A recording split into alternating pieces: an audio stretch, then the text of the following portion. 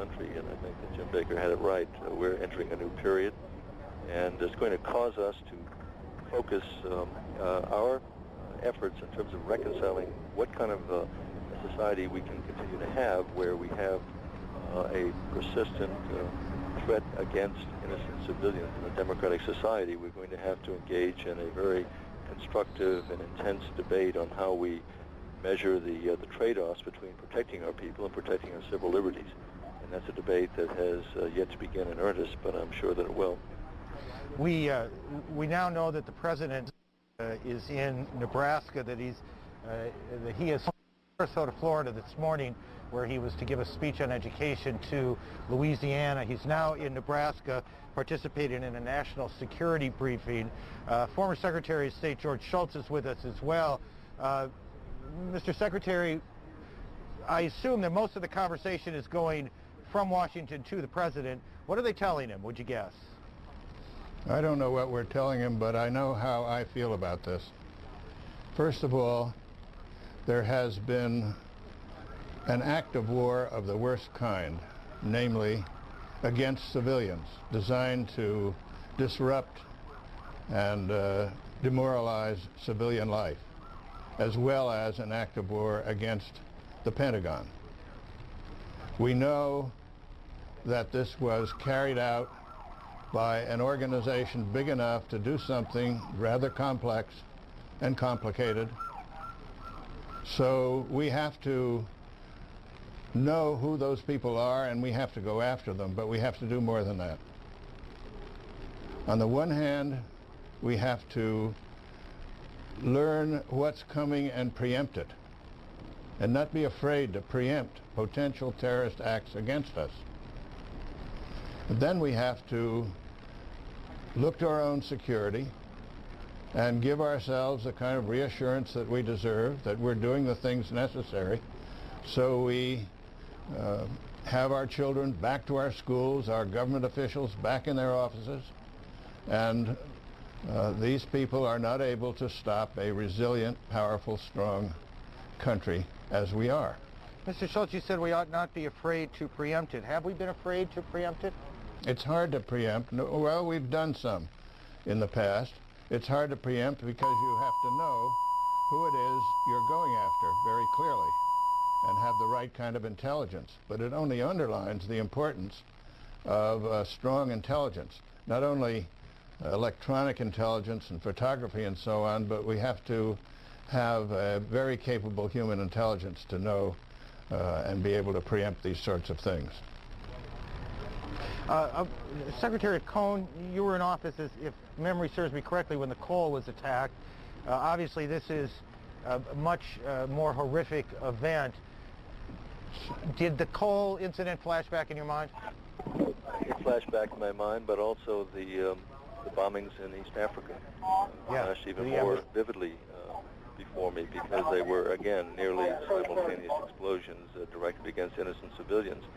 And to follow up on Secretary Shultz just mentioned, we indeed did gather together and vow to have the long arm of justice reach out and track those down who are responsible for it, but we also took preemptive action. That was the basis on our attack in Afghanistan, when we had intelligence that there was to be a gathering. Well, we're obviously having a lot of crosstalk and a technical problem. We'll sort it out and we'll try and get our guests back. We mentioned a moment ago there were 50,000 people who come to work each day at the World Trade Center. There are literally tens of thousands more who come into the city, each of them affected. But the effect of this, we suspect, is much broader than that it'll affect everyone in the country. Former Secretary of State George Shultz says American life been changed. I know forever seems a bit farther than I want to go, but American life been changed today? No. American life will pick up. We have to look to our security, obviously, and be careful about it, but we're not going to allow these terrible people to change our way of life. They just aren't going to be able to do it. We defend ourselves adequately. We will find out who they are, we will get rid of them, and we'll learn how to preempt these attacks. But we're not going to change our way of life because of these people. I reject that entirely. And so we respond, and then people get on airplanes again with the same sense of security that they had before. People go to the Trade Center with the same sense of security they had before. I'm afraid it'll be a while before they go to the Trade Center. But yeah. As far as the use of commercial aircraft are concerned, yes, I think we'll have our aircraft back in operation. We'll have to have tighten and be very careful as people get on these planes so that we feel secure that we've done everything possible to keep people off who obviously took over a plane. They did it very skillfully. The pilots apparently weren't able to put out any kind of an SOS, and they must have been able to fly the plane. So we're dealing with an organized group. They have to have a safe haven somewhere that allows them to do these things. So let's go after them. Mr. Secretary, thanks for joining us today. Secretary of State, former Secretary of State George Shultz, James Baker, former Secretary of State as well, and Secretary of the Treasury, and William Cohen, former Senator from Maine and Secretary of Defense in the Clinton administration, all joining in and all offering similar messages that what happened today cannot be allowed to change the basic core of American life, and that the United States must hold accountable and responsible not simply those who carried out these actions in New York and in Washington, and perhaps another plane as well, the plane that crashed in Pittsburgh, but also any government that has turned a blind eye to terrorist groups, that has offered them safe haven or support, financial, physical support, whatever, that they must be held accountable as well. James Kallstrom, former FBI here in New York, joins us. He's in Delaware. Mr. Kallstrom, can you hear me? I can hear you fine. What are you hearing? Are you hearing things now? Do you have a network of people who are calling in, or that you're calling, who are telling you what they're finding out?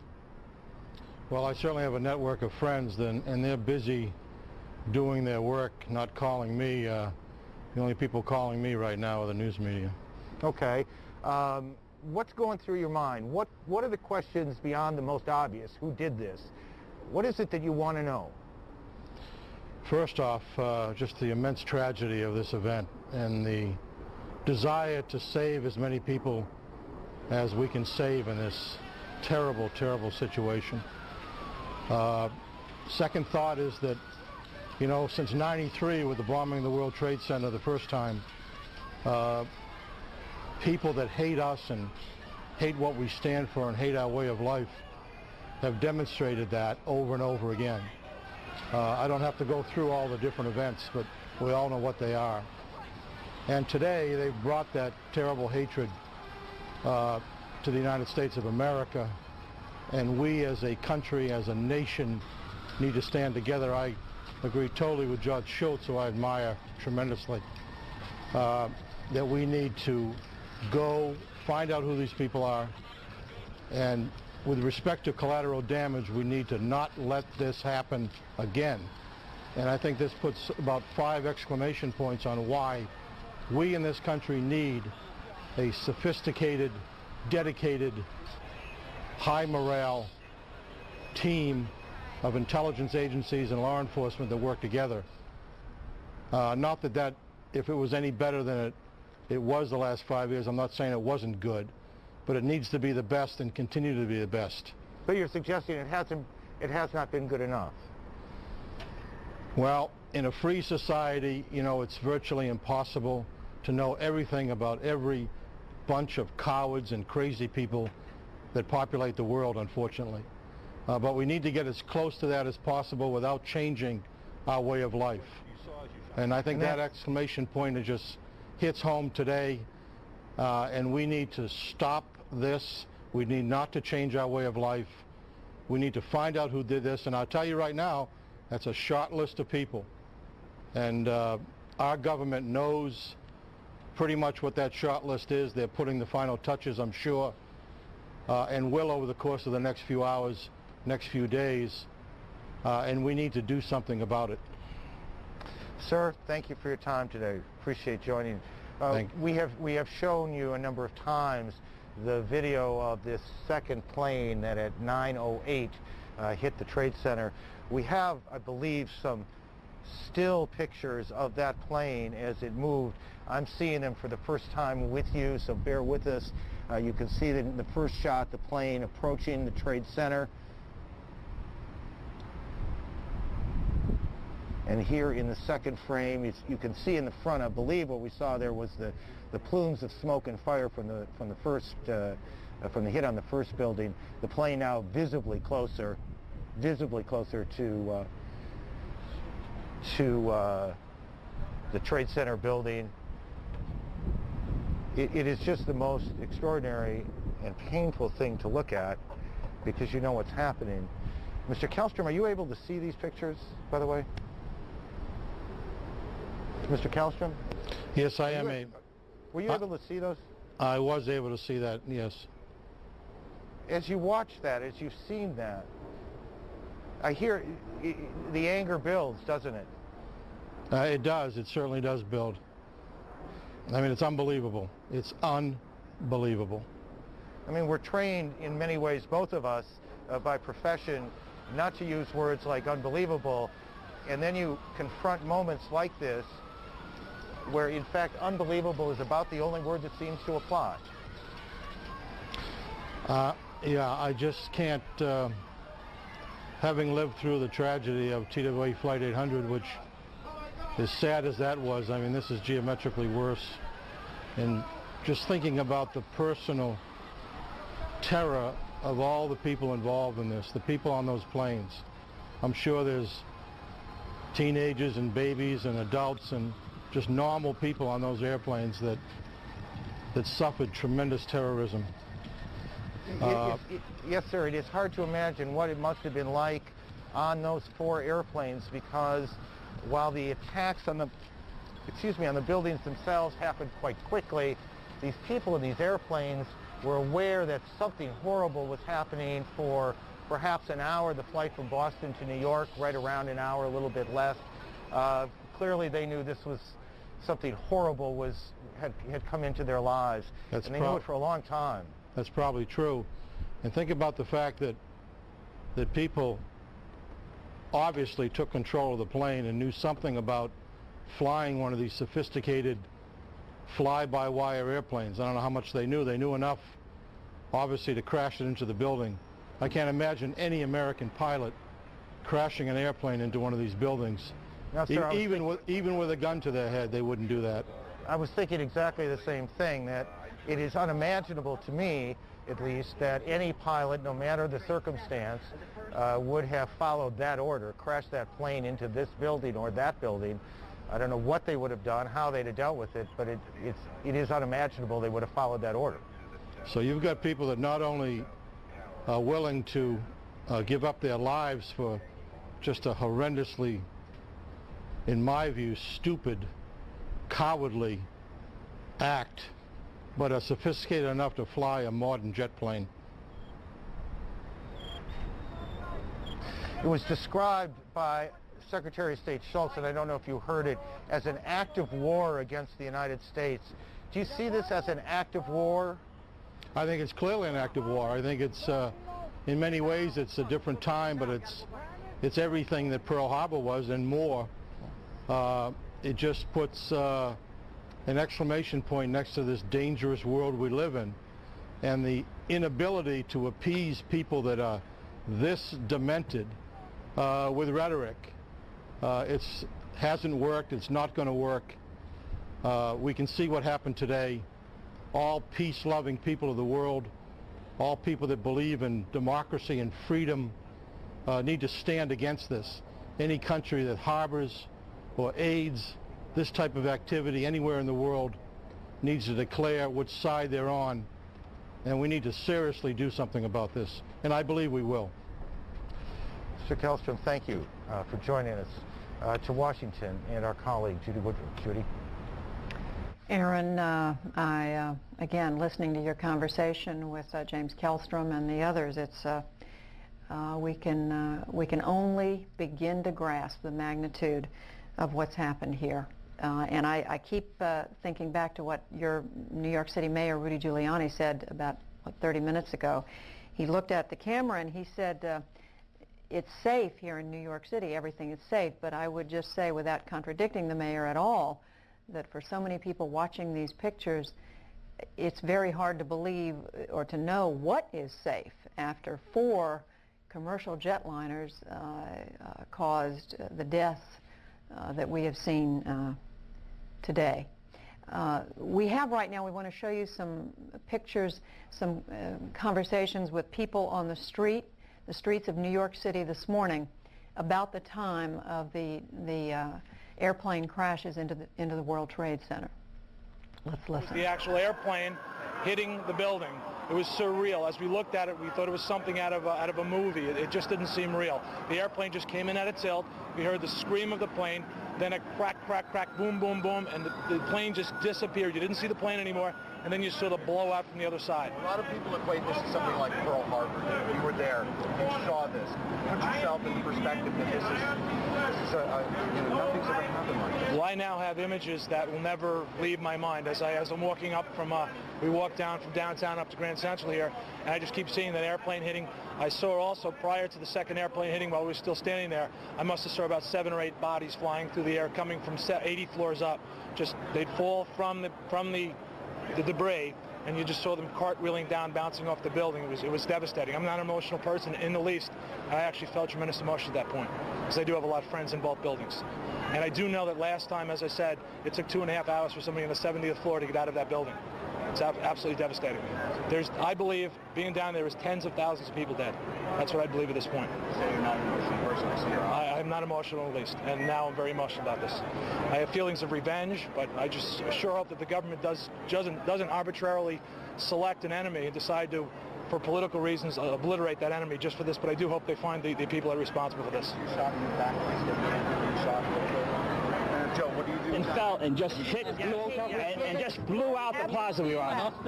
It was complete dark, there is no light. So thank God somebody with little light came up, because we couldn't even see what's happening. We all, with dust and debris and... How'd you get out? Well, the firefighter, somebody with little light came eventually, and we were following him. And go to... What did you do? The police officer told everybody to form a human chain, and we held on to each other, and he flashed the light, and he directed us to Building 5, and we went out Building 5. Did you see people bleeding, and what did you see? Oh, everybody could see. You want blood? Here's blood. Everybody's bleeding. People are laying all over the floor. It's horrible. And I was there the first time, and this is twice. CNN producer Rose Arce on the streets of New York. She's joining us by telephone. Rose, can you hear me? Yes, I can, Judy. What are you seeing? Tell us where you are. I am about 2 blocks north of where the World Trade Center used to be standing, and I'm surrounded by firefighters who are just watching helplessly. They've had to suspend their rescue operation, and they're just watching a burning hulk of building right now. The front part of the World Trade Center has completely sheared off, as well as many of the upper floors. And every few minutes you'll hear like a small sort of a rumbling sound, almost like an explosion sound, and another chunk of it will come flying down into the street, creating a situation where rescue personnel just have not been able to get close to this building now for over an hour. Rose, how close are they to the building? I'd say the closest people are probably about 2 blocks north of there, just in front of where I am. I spoke to a firefighter a few minutes ago that said that he had to stand there and watch helplessly as at least a dozen people leapt from the upper floors of this building during a fire. Rose, when the mayor was asked this question at a news conference a little while ago, he said he wasn't able to answer, but given your vantage point, can you tell how large a perimeter, how many square blocks are we talking about that's been devastated? Well, I'd say that at least, up to 4 blocks north, really 5 blocks north of the World Trade Center, there is debris on top of buildings. There are buildings that have been pierced by debris. The streets are covered with several inches of soot and literally pieces of people's desks, there's office supplies. Where I'm standing right now, I can see there's letters on the floor. There's one woman's resume. There's some insurance papers. Things that clearly came from inside that building. And Rose, where, again, you are how close to what's going on here? I'm about, I'd say about 2.5 blocks north of the World Trade Center. And are you still seeing victims injured being taken away or walking away? Or is no, right now there's absolutely nobody that's getting anywhere close to that building. There's just a huge and enormous pieces of debris just falling one right after the other. And as I said, firefighters a lot of them are just standing here helpless, wanting to go in and try to fight the fire, but just can't get any closer because of safety problems.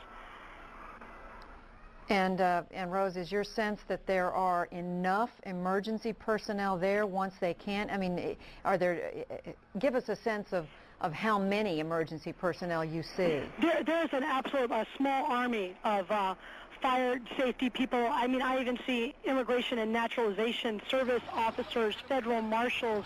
There are trucks from all over New York. I see license plates, New Jersey, people from upstate New York. There's just a small army of people here, but there's just really not a whole lot that they can do for whoever may be left right now, because it is just such a dangerous situation. CNN producer Rose Arce, she's talking to us right now. She's a few blocks away from the World Trade Center, describing efforts by rescue personnel who just cannot get close because it is still a very dangerous situation. You heard her say large pieces of debris still coming down. And these pictures we're showing you, all of them taken earlier in the day since the first airplane hit the World Trade Center about 8:48 this morning.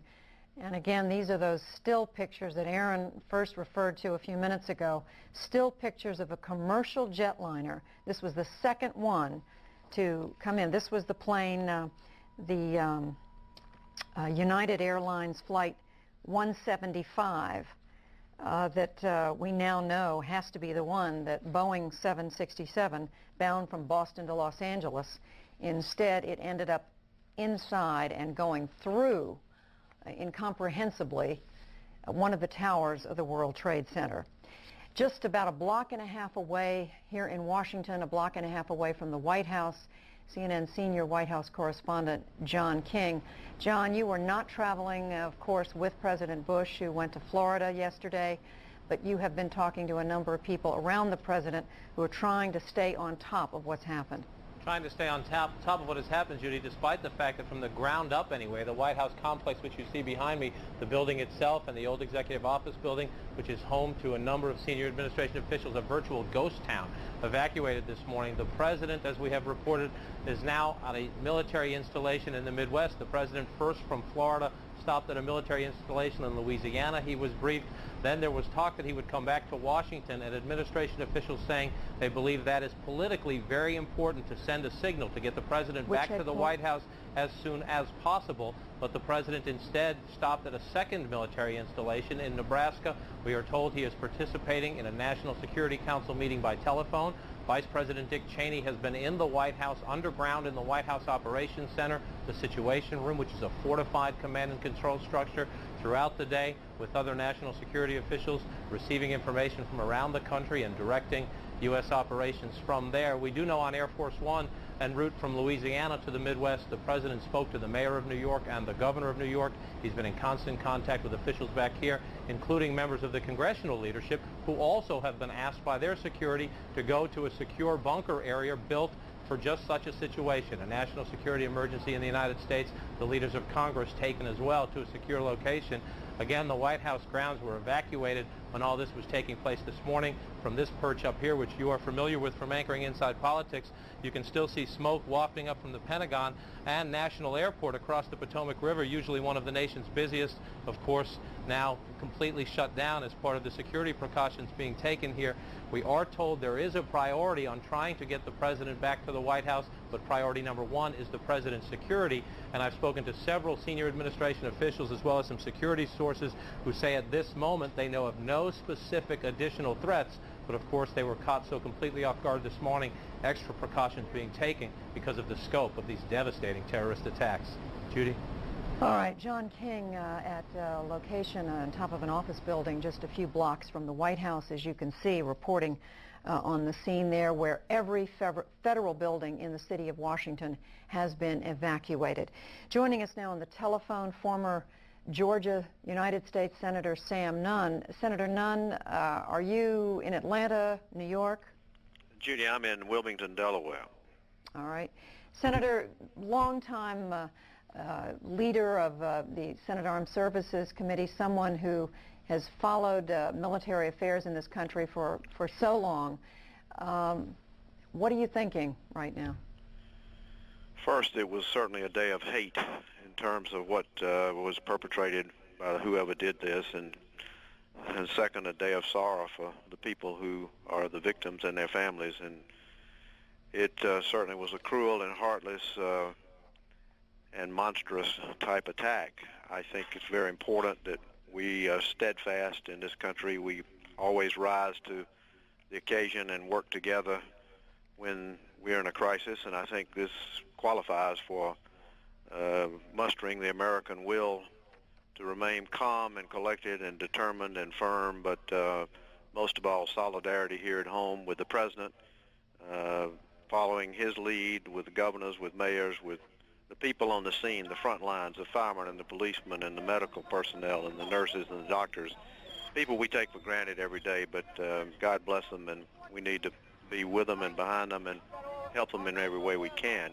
Certainly we need to learn lessons from this. We need to find out about the intelligence, find out why we didn't get some notification, whether we had information that we did not properly analyze, or whether Senator, all of those things come to mind.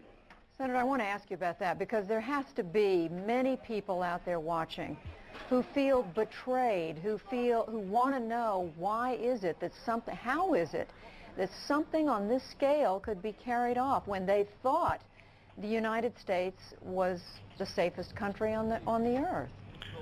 Judy, I think that's a good question, and I think our intelligence people have to be asked those hard questions, and they will be. I think we also need to put it in perspective, though. We've had efforts against America for the last 20, 25 years, some of them almost of this magnitude in terms of the planning, and they've been warded off by law enforcement and intelligence. So we have to put it in somewhat perspective, and we have to also understand some of our other nations in the world have been under not exactly this kind of attack, but similar type terrorism for a long time, including Great Britain, including Israel and the Middle East, including Germany.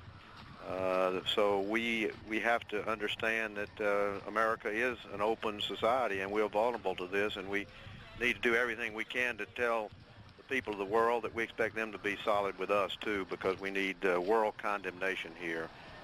Certainly when we find out who did it, we need to retaliate, and we need to demand that the world stand solid with us in condemning any country that houses or supports terrorism.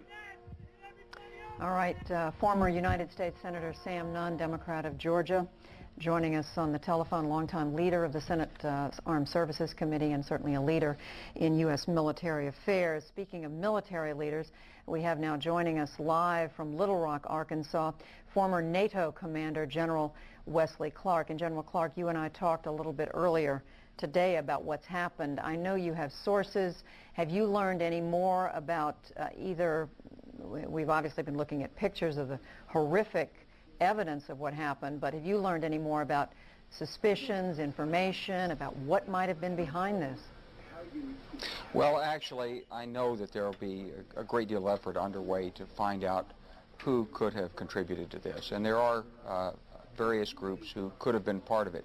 These groups often change their names, they have interlocking memberships, and so it will take time to run this down. But I think it's clear now, with the hindsight of a few hours, that how well coordinated this attack was, that it was launched from multiple airports, that it picked aircraft that had the largest possible fuel loads to increase their explosive capacity, that the people who were involved knew how to take over aircraft and fly them into the targets. And clearly they had some idea of the symbols of American power that they wanted to strike. And so I think we've got to allow some time for our military to work through this. I am reassured in talking to people inside the Pentagon that the command and control system in there is totally intact. All of the men and women who were part of that command and control system are at their stations and have been throughout this, and so it's very smooth and very effective.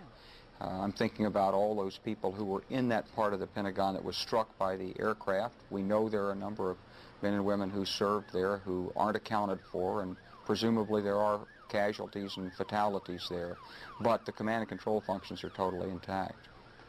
But General Clark, what do you say to Americans, and this is the same version of the question I just put to Senator Nunn, who would say, we thought we lived in the safest country on earth, and now we find out that places that we thought were invulnerable, the Pentagon of all places, one of the most secure locations in Washington, much less in the country, the Twin Towers of the Trade Center, a building that had already come under terrorist attack and had been under increased security, to know that these kinds of places, and we've been told, at least I'm informed that Senator Orrin Hatch has said to some of my colleagues at CNN there was an indication that Camp David may have been a target of the jetliner that crashed in Pennsylvania.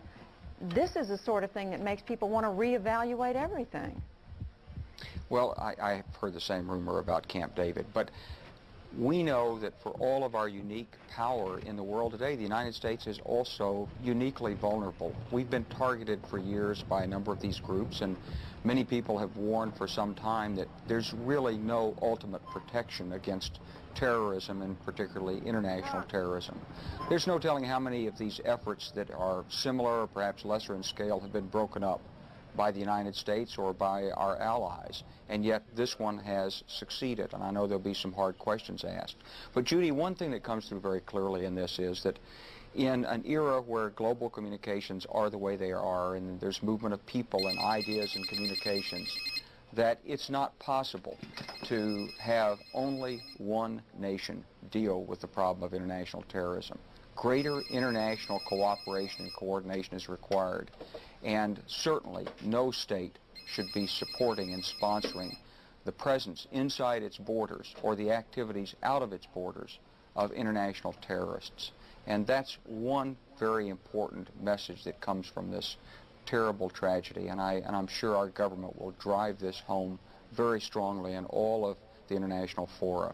I was just on the phone with people in Europe, and as you probably know, NATO headquarters has responded by ordering the evacuation. Of course, by the North Atlantic Charter, an attack on one member of NATO is an attack on all of NATO. And how this will play itself out in coordination with our allies remains to be seen. But here's clearly an area where the United States desperately does need the support of all of our allies, and I'm sure we'll have that support as we deal with the consequences of this tragedy. General Wesley Clark, a former NATO commander, joining us from Little Rock, Arkansas. General, thank you for joining us once again today. Thank you, Judy. Thank you. Aaron in New York City. Judy, there was something absolutely chilling as General Clark walked through the planning that must have taken place. The planes that were picked, the reasons that those planes were selected is absolutely chilling. CNN's Mike Hanna in our bureau in Israel joins us now. Whenever something like this happens, I guess you look to the Middle East. Mike, what's the situation in Israel now? Well, Aaron, in an area that has been racked by violence by nearly a year, all have been closely watching events as they've unfolded in the United States. There has been a blanket condemnation from all leaders in the region of the events that have taken place there, and commiseration about the extensive loss of life that has occurred. However, when news of the events started to filter through in Palestinian areas, there were sporadic incidents of celebration in the streets in the East Jerusalem and in various parts of the West Bank. Palestinians took to the streets in small groups, celebrating what they said was an attack against the United States. The United States, blamed by some Palestinians for its ongoing support, as it is seen, of Israel in this conflict, in this Middle Eastern conflict. However, while some Palestinians were taking to the streets in apparent celebration, one youth was quoted as saying, as he received a sweets handed around in celebration, "This is a sweet from Osama bin Laden," he said. However, while this was happening, the Palestinian leadership itself was very quick to condemn the events in the strongest of terms. First of all, I am offering my condolences, the condolences of the Palestinian people to the American President, President Bush, to his government, to the American people for this terrible act. We are completely shocked, unbelievable. Condemnation and commiserations too from Israel in messages to the United States administration. Israel has banned all non-El Al flights coming into the country as a security precaution, and certainly the events in the U.S. being watched very, very closely from this region. Aaron. Mike, just a couple of things briefly. One is it is hard, and I suspect for many of our viewers, to look at the tape of the celebration that you just showed us and contrast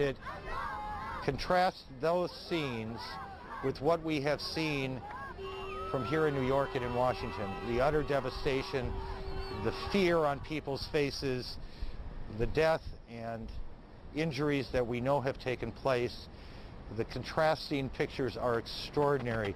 Is the Israeli military on a high state of alert now? Yes, very much so. There is a high state of alert throughout this area. The context that one must view those demonstrations in, those celebrations as we're seen in Palestinian streets, is a context of an area in which violence has been ongoing for nearly 12 months. The context too that some Palestinians have criticized the United States sharply for what is seen as its support of Israel in this ongoing conflict. And certainly the Palestinian leadership has been very quick to disassociate itself from those images on the ground, making quite clear that it condemns in the strongest of terms the events in the United States. All radical Palestinian groups too have disassociated themselves and denied any responsibility for the United States attacks. Aaron?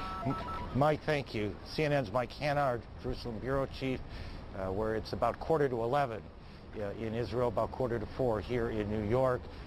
Hospitals here continue to be inundated with the injured, the most serious of the injured being treated first in a classic triage operation. Maria Hinojosa is at St. Vincent Hospital. She joins us on the phone. Maria, what are you seeing and what are you hearing? Well, Aaron, since about 10 o'clock this morning, there's been a steady stream of ambulances coming into St. Vincent's, which is the central hospital for the traumatized, where they're dealing with the trauma units here.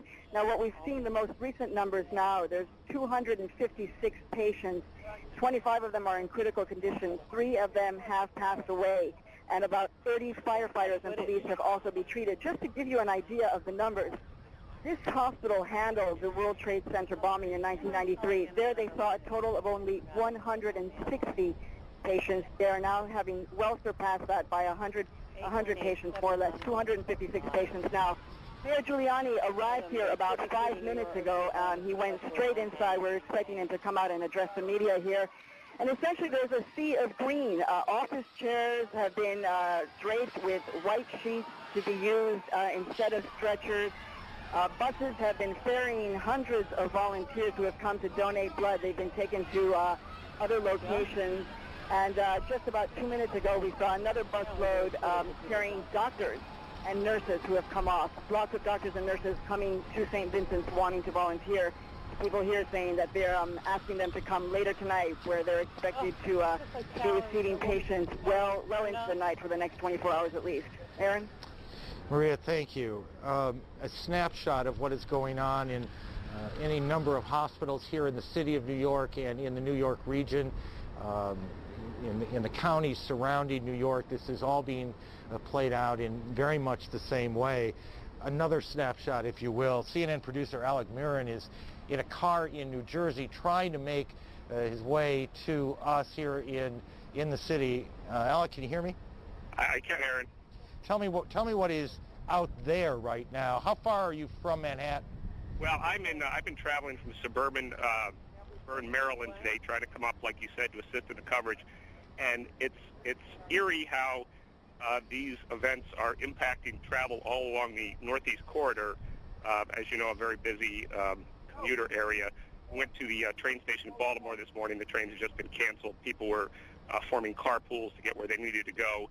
As I jumped in my car and headed north on Interstate 95 and then on to the New Jersey Turnpike, lots of signs, serious problems, avoid New York.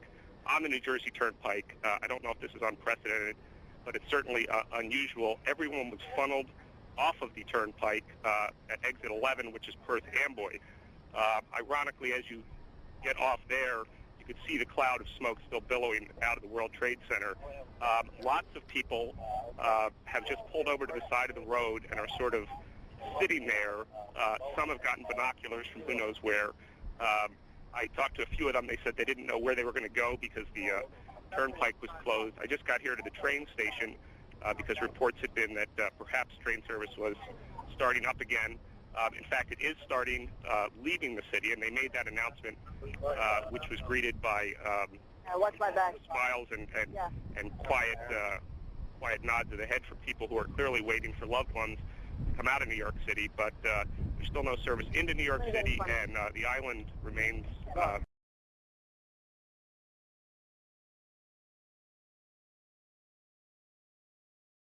island. I talked to Woodbridge. Alec, let me stop you there.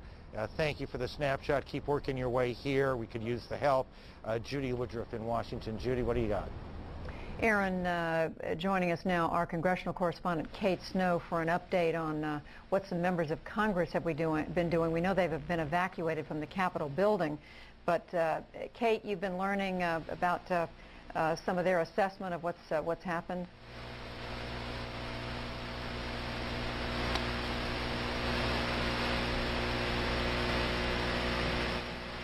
I'm sorry, we don't have that audio connection with Kate.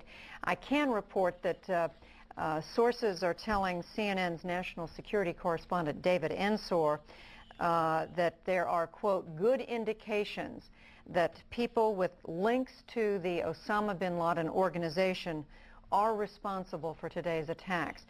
We can't do much better right now at identifying these sources, but again, they're saying good indications. And this is, again, no proof, but this is very much in line with what high-ranking people have been telling us throughout this day, all the way from former NATO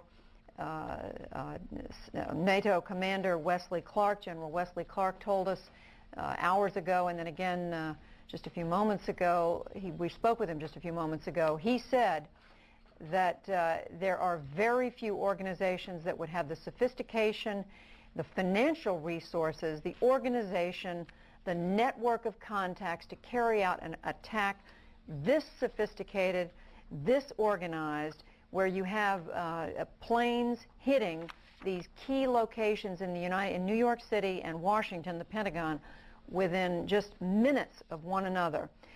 People who could take over the cockpit of an airplane and presumably push the pilot aside. We can't imagine that any pilot would knowingly fly an airplane into the Pentagon or into any place where there were people. That some of these people with connections to the terrorist organizations must have been at the cockpit. Joining us now, and I believe he is in a studio, George Terwilliger, who has had a career of following the activities of intelligence organization, has become an expert on terrorist activities. I'm sorry, we're not going to go to George Terwilliger. We're going to go to White House spokeswoman, Counselor Karen Hughes in Omaha. And I'm here to update you all on the activities of the federal government in response to this morning's attacks on our country. As you heard from President Bush a short time ago, the federal government is acting to help local communities with search and rescue and emergency management operations, to take all appropriate precautions to protect our citizens, and to identify those responsible for these despicable attacks on the American people. While some federal buildings have been evacuated for security reasons and to protect our workers, your federal government continues to function effectively. We have a federal emergency response plan, and at President Bush's direction, we are implementing it. We began to implement it immediately after the first attack in New York this morning. We contacted American forces and embassies throughout the world and placed them on high alert. The United States Secret Service immediately secured the President, the Vice President, and the Speaker of the House, and they are all safe. They have also secured members of the National Security Team, the President's Cabinet, and senior staff. As you know, President Bush was in Sarasota, Florida when the first attack occurred this morning. Air Force One has now landed at Offutt Air Force Base in Omaha, Nebraska, and the President is in a secure location. He is in continuous communication with the Vice President and key members of his Cabinet and National Security Team.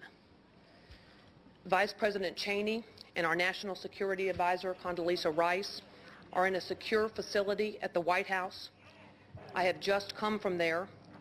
The Secretary of Transportation and other members of our White House senior staff are gathered at a command center there, and we are coordinating with other branches of our federal government. The Secretary of Defense remains at the Pentagon, and the Secretary of State is en route back to Washington from his trip to South America. President Bush is conducting a meeting of the National Security Council as we speak. They are meeting President Bush from his location and other members from different locations in Washington and other locations. As many of you have been reporting, the Federal Aviation Administration ordered all airports closed, and all planes which were in the air were directed to land at the nearest airport. International flights were diverted to alternate locations outside of the United States. Transportation Secretary Mineta has directed the Federal Aviation Administration to suspend operations until at least noon tomorrow. So no airline flights will operate until at least then, and until the FAA announces that operations will be resumed. Secretary Mineta has also issued orders controlling the movement of all vessels in United States navigable waters. The Federal Emergency Management Agency has activated 8 urban search and rescue task forces in New York, and 4 of these highly trained teams are at work here in Washington at the Pentagon.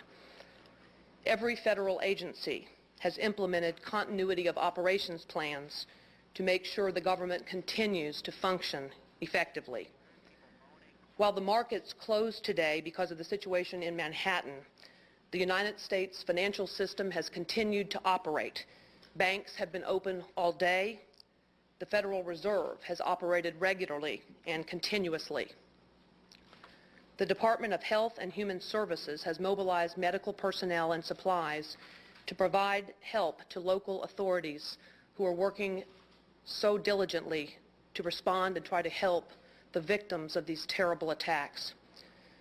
President Bush has committed the full resources of our intelligence and law enforcement communities to identify and bring to swift justice those responsible for these despicable attacks.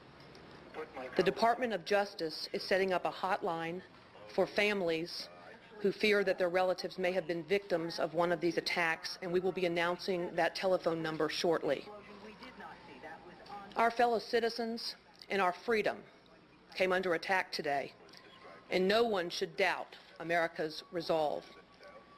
President Bush and all our country's leaders thank the many Americans who are helping with rescue and relief efforts. We ask our fellow Americans for your prayers for the victims, for their families, for the rescue workers, and for our country. Thank you all very much, and we will continue to update you as information is available and confirmed.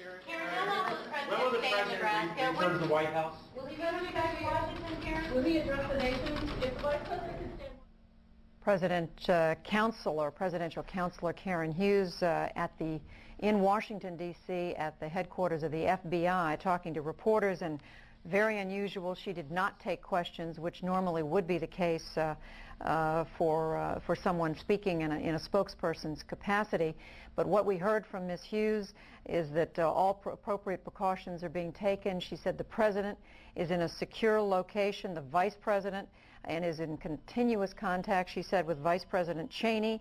She mentioned again that Secretary of Defense Donald Rumsfeld is at the Pentagon. Secretary of State Powell, she said, at an undisclosed location. She said she went through, ticked off a list of measures that have been taken to assure that the federal government of this country continues to operate. She said a plan was put in place after the first attack on the World Trade Center this morning, and she said it has been in operation ever since. In an effort to be reassuring, she said on high alert, the United States forces were put on high alert. American embassies abroad, the same thing. She said not just the president and the vice president, but also when you think about the succession to the presidency, the Speaker of the House would be third in line after, or second in line after the vice president. She said the Speaker of the House, Dennis Hastert, has also been put in a safe, or taken to a safe but undisclosed location. CNN senior White House correspondent John King at a location since the White House was mainly evacuated about a block away. John? Well, Judy, Karen Hughes working throughout the day in the White House Situation Room in the basement of the White House at a fortified structure. A great deal during the day. It's going to last for a number of days. We told the president that we thought that the whole rescue effort would take a week or so or more. But the main focus right now, obviously, is on saving as many lives as possible. I think it's still possible for us to save a lot of the people that are there.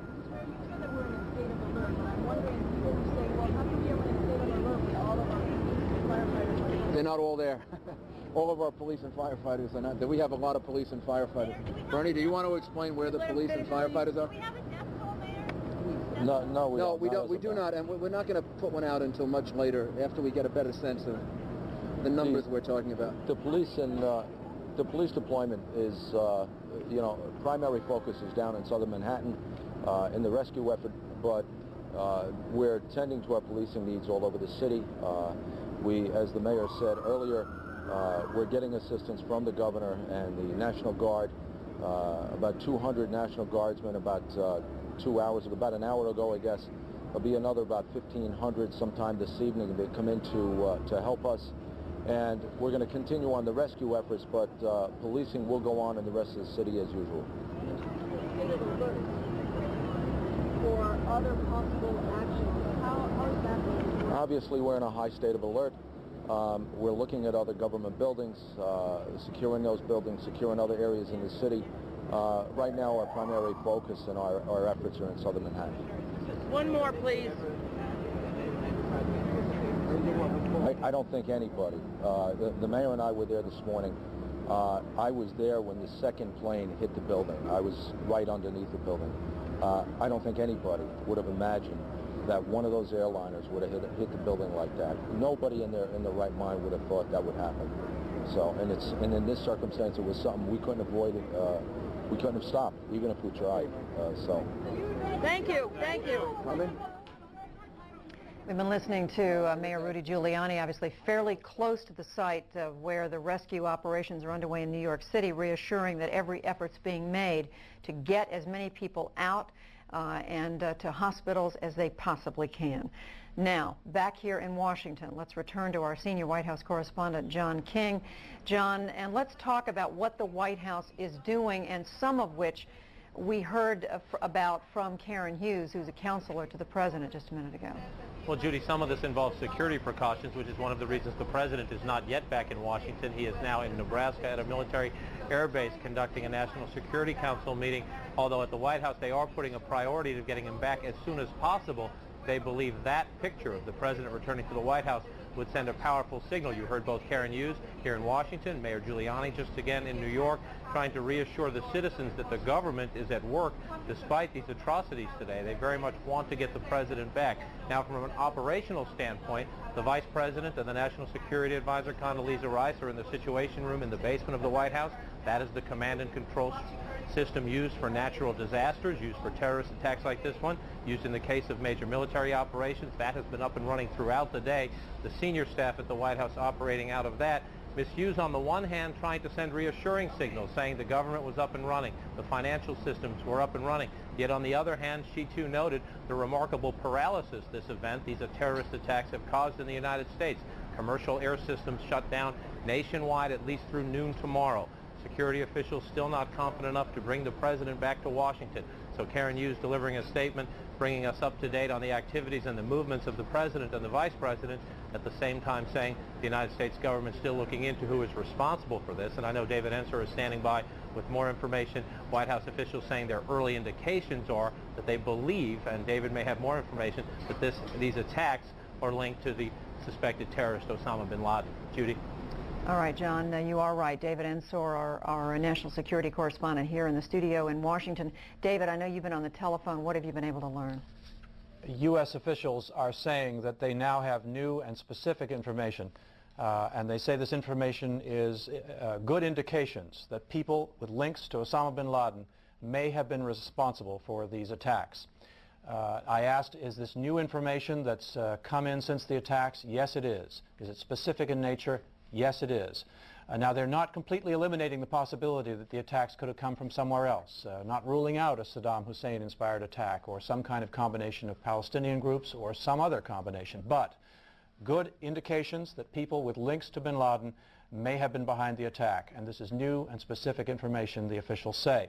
They are also expressing a certain amount of what I think is best described as anger at the comments by the Afghan government, by the Taliban government, by Wakil Ahmed Mutawakel and Mullah Omar, the leaders over there who have commented today, in which they denied that Osama bin Laden has ever organized terrorism out of Afghan territory. One official calling that lies. Lies, lies, lies. And there's a certain amount of black humor also now setting in as, like other Americans, national security officials, intelligence officials, the first thing they felt when they saw what's happening and what we're looking at on our screen here was shock. But that is turning now to anger. And when I asked whether there were considerations being given to some sort of retaliation against targets in Afghanistan, one official said, I wouldn't be planning your vacation there if I were you. David Ensor, just quickly, when they describe this new and specific information, do you know enough about the kinds of sources or the kinds of the methods here that you could characterize where this information might be coming from or in what form? Well, they are not saying anything specific about exactly what the nature of this information is, as you can expect, Judy. However, when I talk to officials about the kinds of information that they would be gathering now, they confirm that that information includes passenger lists of the aircraft that were downed, videotape at airports from cameras, from security cameras in the airports.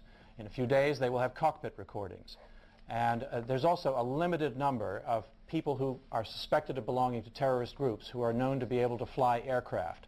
And it looks as if at least some of the personnel involved in this plot must have been able to do that in order to carry off this set of attacks, Judy. Absolutely chilling to hear you say that, David, that there are people in these organizations, and we now know it, who could fly commercial jetliners to do these horrible, unspeakable acts that have been committed today in the United States. And now, as we look at live pictures of New York City, where the smoke still billows from the location of the World Trade Center's buildings that were 100 stories high, now completely decimated. Smoke coming from those buildings 6 hours after the collapse of these twin towers. To Atlanta and to my colleague Joey Chan. Judy, we want to bring our viewers up to date. Of course, it's just after the top of the hour, and many people are probably tuning in at the top of the hour, trying to understand the events of the day. So we want to bring you up to date on what we know, what we've been able to learn throughout the course of the day's events. There were two airliners just about 18 minutes apart this morning which crashed into the Twin Towers of the World Trade Center. At separate times, both planes apparently had been hijacked.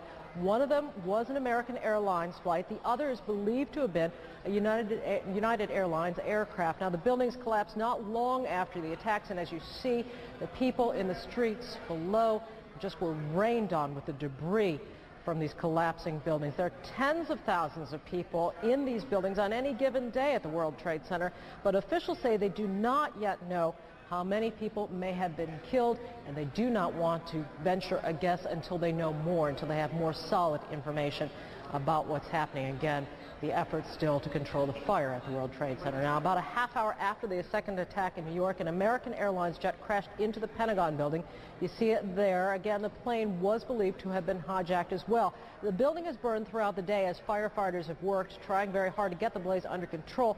Parts of the Pentagon building, you see it there, have collapsed. The casualties there are expected to be high, but again, we don't have any firm numbers yet on that. About the same time, a fourth plane was hijacked this morning. This one was believed to be a United flight from Newark, New Jersey, bound for San Francisco, and then it crashed in western Pennsylvania, about 80 miles south-southeast of Pittsburgh. Again, CNN continuing to follow up on all fronts. We want to return now to New York, and from his rooftop vantage point, CNN's Aaron Brown. Aaron? Joey, thank you. Shimon Peres, the Israeli foreign minister, has been active in Israeli governments for as long as most of us can remember, and has witnessed more of these terrorist attacks than any of us should experience. He joins us now to talk about this one. Good evening, sir. Thank you for joining us. Good evening. Thank you. Before, sir, we get to any of the specific questions, let me just ask you first, if I may, for a reaction to what has taken place here. Our heart is with America, and our heart is with the thousands of families that have lost their children, their brothers, mothers. For Israel, it's a day of mourning. We announced that tomorrow the whole nation will be mourning. And I'm sure that as bitter and painful the event is, the only one that can save humanity from this terrible danger is the United States of America. It was not an attack only upon America, but an attack upon civilization, an attempt to introduce the rules of jungle in our life, not to permit people to fly freely, to walk safely, to be assured at the places they live. It is like a declaration of war or an introduction of a terrible arm, and we have to draw all the conclusions fully, uncompromisingly, and right away. Sir, you have been a soldier, a leader of a country. You have been privy to some of the most detailed intelligence reports there are out there. Are you surprised by the sophistication that must have been at play to carry out these attacks? It's a sophistication of the most evil kind. You know, only evil people can arrive to such a sophistication. And the measures must be radical as the evil itself. I think what should be done is to identify every country that hosts or supports terror and declare those countries as terrorist countries. I think there must be a call to all religious leaders, Christian, Muslim, Jewish, to condemn fully, without an excuse, all the suicidal bombers, suicidal persons, who in order to kill others, they kill themselves. It's against the basis of our life. It's against the gospels of every believer. And then again, we have to organize ourselves globally, because we are going over from a world of enemies, where you have had armies to face them, to a world of global dangers that we don't have yet neither a strategy nor an army to stop it. We have to get ourselves organized properly and fully and immediately. Mr. Foreign Minister, I hope you'll answer this. Let me ask it anyway. Did the government of Israel have any intelligence prior, any indications prior that something like this might happen? Not specifically. We have had warnings, and there are all the time warnings, but we know, and all of us are aware of some of the addresses from where terror can origin. But anyway, I don't have any specific information, and I wouldn't like to blame anybody without full knowledge. I understand that, and let me then just for the record ask the logical follow-up, which is, since the attacks themselves, has Israeli intelligence picked up any information that suggests who might be involved in this? Any information we shall have, we shall hand over immediately to our American friends, and we also send right now, a plane with our rescue team, which is already on the way. Whatever we shall be able to do, or we can do, in order to be of help, we shall do it full-heartedly, without any reservations. Permit me to say that today each of us feels American, like an American, with all the seriousness, all the pains, and all the determination. Sir, do you have any doubt in your mind that the root of this attack on the United States today, the root of it took place in the Middle East, that the events in the Middle East, the organizations in the Middle East, do you believe that to be the case? I think we have to bring an end to the conflict in the Middle East, but there were already acts of terror in the United States disconnected from the Middle East, and there are in many other places the same story. We have to put an end to terror because it's a danger to every person and every country, no matter where it is. So the reasons are important, but the attraction to use terror in order to kill, in order to threaten, is existing everywhere. It's not connected to a specific case or specific place. Sir, thank you. Shimon Peres, the Israeli foreign minister, a long-time Israeli leader in any number of governments, joining us from Jerusalem tonight, where it is a little bit after 11 o'clock, about 10 minutes after 11. Thank you, sir, for joining us. We are getting information now that one of the other buildings, Building 7 in the World Trade Center complex, is on fire and has either collapsed or is collapsing. And you, to be honest, can see these pictures a little bit more clearly than I. But building number 7, one of the buildings in this very large complex of buildings that is the Trade Center, there were, and that is the right way to put it, there were the 2 towers, but then there are a number of support buildings around it, retail spaces, restaurants, office space, garages. The trains come in from New Jersey, bringing commuters, taking commuters back, come into the complex that is the World Trade Center. And now we are told that there's a fire there, and that building may collapse as well, as you can see. We can see, as we look now back downtown, we can see the billowing smoke. It is extraordinary to us, I guess, is how long this scene has gone on. The smoke has not cleared at all. It has not lightened at all.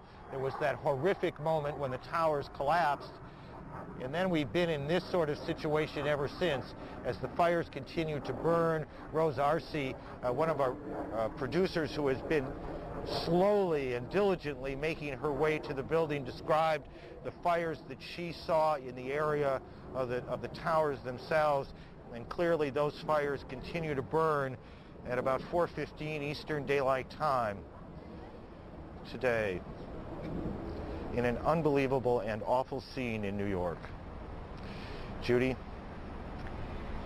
Aaron, for those of us who don't know that area of Lower Manhattan, you are explaining something that is important, because I think the belief had been that there were just the 2 towers, but you're now telling us that there are several other buildings that make up the complex of buildings. And as Aaron is just saying, and we're hearing for the first time, one of these support buildings is on the verge of collapse, if it has not already collapsed. It looks to me as it may to Aaron as well with these live pictures, that smoke is so black that it may be the result of a fresh part of this terrible disaster.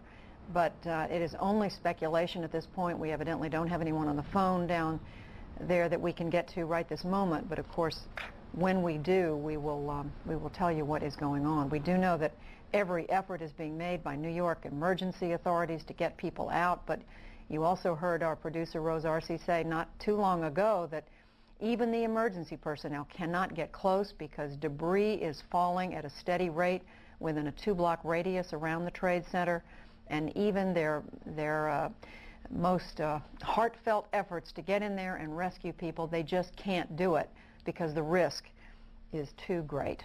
We're going to continue to watch this horrific scene in New York City as we bring you up to date on what has been happening here in Washington.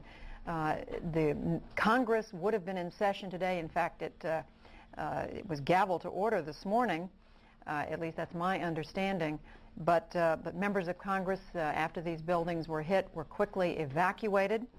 And some of them have been gathering. There was report not too long ago that at 6 o'clock today Eastern Time that there would be a conference call of the congressional leadership to assess the catastrophe of today and to consider when the United States Congress should meet again. As of now, the Capitol was largely evacuated.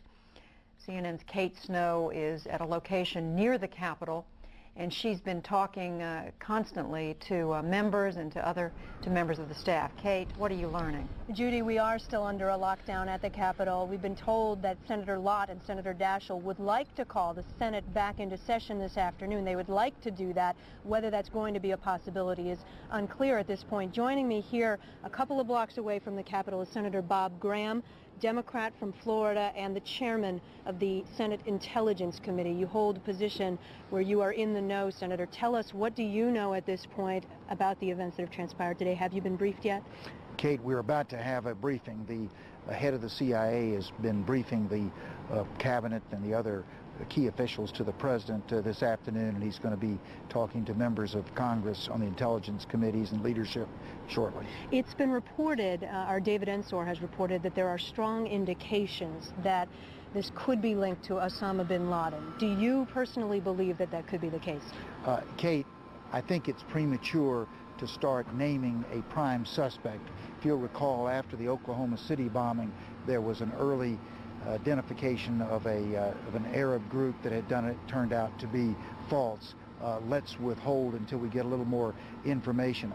My own sense is that there are not very many groups around the world who have the capability of planning, coordinating, and executing a terrorist attack of this sophistication. You are constantly being briefed by the FBI, by the CIA, by the National Security Agency. You are one of the senators that knows the most about our national security. Do you believe that there was any advance warning of this attack? No. If there had been advance warning, there would have been steps taken to have interdicted it. There had been a general threat warning that there was a greater likelihood of some terrorist attack somewhere in the United States, but it was not at a sufficiently detailed level to allow for some response. And when was that general warning? Early in the summer, there was a general announcement of an increase in threat level for terrorism. And were there changes made then to our security? Tell me about that. Yes, there were general steps taken in terms of our intelligence gathering, particularly related to those that we had the highest level of suspicion, greater security at key vulnerable areas, and I'm certain that the military was placed at a somewhat higher level of alert. Were you then surprised as you sat in your office? You told me you were here this morning, you were on Capitol Hill when the first word started coming down about what happened in New York. Were you surprised? Well, the answer is I was shocked at what actually happened, the extent of it, the gruesomeness, the audaciousness of this kind of an aerial attack against some of our best known symbols of America. I was not surprised that there was an attack, was surprised at the specificity of this one. Does the Senate now, to show that the Senate can get on with business and that the U.S. Congress has not been impeded, do you think the Senate ought to come back and get back to business to send that signal? Well, I think first, as all Americans, we need to extend our sympathy to the families that have been so tragically affected by this. We also need to send a signal to the world that a group of terrorists cannot intimidate the greatest democracy in the history of the globe, and that we will continue to carry out our responsibilities. And at this briefing, you told me within the hour, before 5 o'clock Eastern, you expect to talk not only with intelligence, FBI, but also with your colleagues, the leadership. And I understand some decisions are going to be made about how to proceed from here. Well, I think what we'll be getting at this briefing is some more detail as to what happened today. But there clearly are some things that we have known that need to be undertaken for our long-term protection. For instance, we need to make a greater investment in human intelligence. That's old-fashioned spies that can get close to a terrorist, find out what their intentions and motivations are. We need to see that our technical ability to gather information stays as world-class as it has been for the last 50 years, and we need to close the gap between the amount of information we gather and that which we're able to analyze and convert into useful intelligence. Okay. Senator Bob Graham, Democrat from Florida, the chairman of the Senate Intelligence Committee, joining us here. He's about to receive a briefing, Judy, and we will get back to you with word when we know more from here. Judy? All right, Kate, we've been listening closely to what Senator Graham was saying, and I would just remind everyone, if they haven't already taken note of this, that this week is actually the anniversary of the Camp David Accords. Those took place back in 1978, 23 years ago, over a period of about a little more than a week between September 5th and about the 17th. This was the framework for peace in the Middle East, an agreement between Israel and Egypt that many of the more hardline Arab states said they would never forgive Egypt and certainly Israel for doing this. They felt betrayed by it, and there are those today suggesting perhaps that had something to do with the timing, although at this point it would be purely speculation to say one way or another. You're continuing to see pictures of the terrible devastation in New York City in the aftermath of the 2 airplanes that flew into the Twin Towers of the World Trade Center. There are adjacent buildings, part of the World Trade Center complex, that are still very much at risk. One of these buildings may have collapsed or may be in the process of collapsing. Aaron Brown, back to you in Manhattan. Judy, thank you. Jim DeStefano is a structural engineer.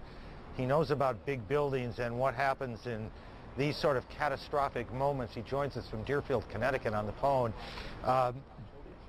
Jim, the plane hits. And I hope this isn't a terribly oversimplified question, but what happens to the building itself? Well, it's the structure. Yeah, it's a tremendous impact that's applied to the building when a collision like this occurs. And it's clear that that impact was sufficient to do damage to the columns and the bracing system supporting the building. That, coupled with the fire raging and the high temperatures softening the structural steel, then precipitated a destabilization of the columns, and clearly the columns buckled at the lower floors, causing the building to collapse.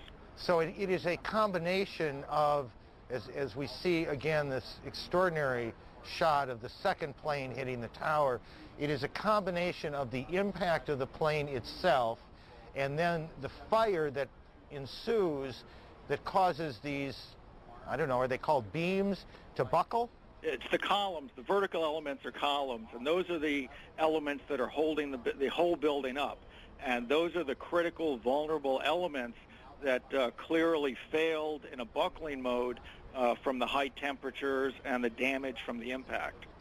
Now, I'm not asking you to assign any blame to anyone about anything here, but just give me an idea if, in fact, you can design these buildings in such a way so that this sort of thing does not happen even in a catastrophic event.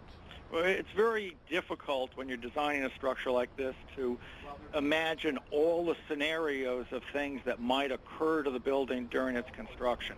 It's my understanding that when this building was designed, one of the criteria that it was designed for was a direct hit from a 707. Clearly, planes are larger today, and it wasn't considered the effects of the aftermath fires and high temperatures that would have been applied to the structure subsequent to the collision, as we saw today. And to the best that you can, give me an idea of how long it will take for that building to be safe to go into, because what we know is or what we believe at least, there are still people trapped in there. The mayor talked about a week that this rescue operation is going to take. Is that realistic? I think it's very realistic that what we've seen in other collapses, like L'Ambiance Plaza here in Connecticut and the Hyatt Regency in Kansas City and the Oklahoma City bombing, it takes a very long time to clear the rubble and find all the people that might be trapped underneath it. But at what point, what has to happen before it is literally safe to send someone into that space?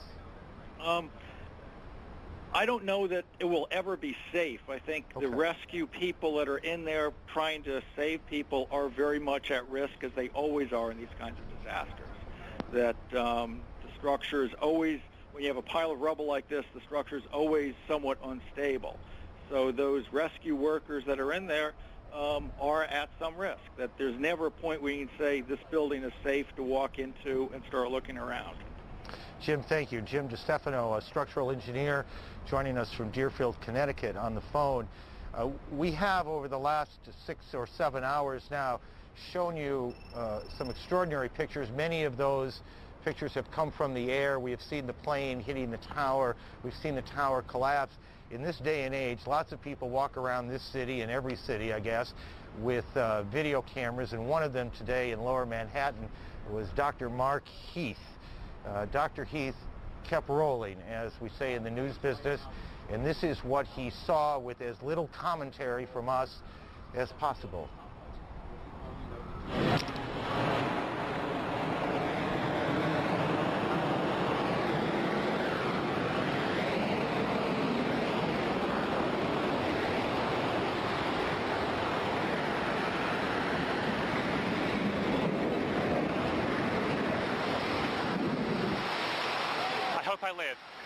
I hope I live. It's coming down on me. Here it comes. I'm getting behind a car. It's incredible. Okay, I'm gonna have to go find people who need help, because I don't think I'm one of them. You okay, sir? Okay. Can I just get a toot off your respirator? Can I get a toot? I'm just getting a couple of clean breaths. That's good. Okay. Back to you.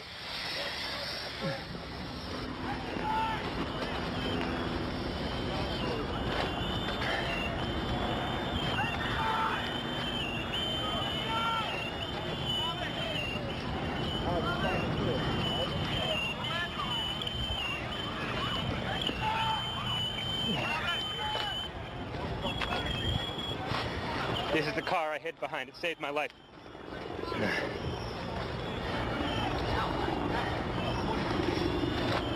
So wait, maybe it was this one.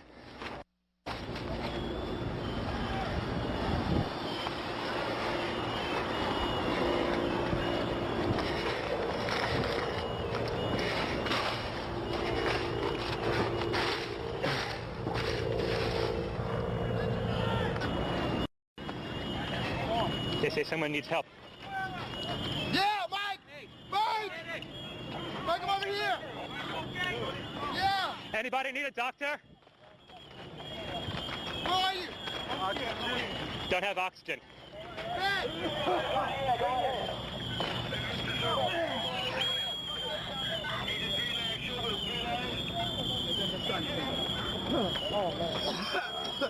Can you... Hello, Doc. Hey. That guy needs some oxygen if someone can share it with him. 10-4. Thanks.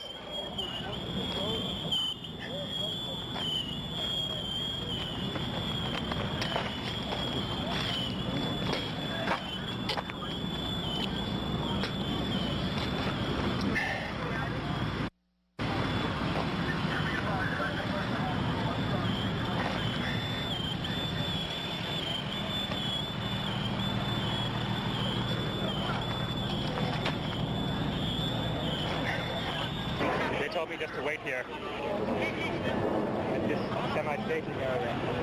See if I can help, and that's what I'm doing. They won't let me go any closer. No one can go in to get the people out. There's small explosions still going on.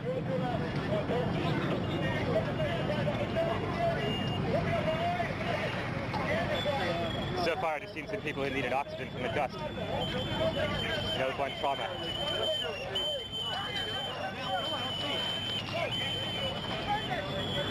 Gonna go wash my eyes out.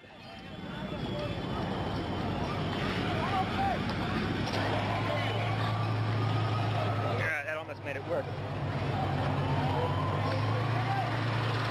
Looking north on the West Side Highway.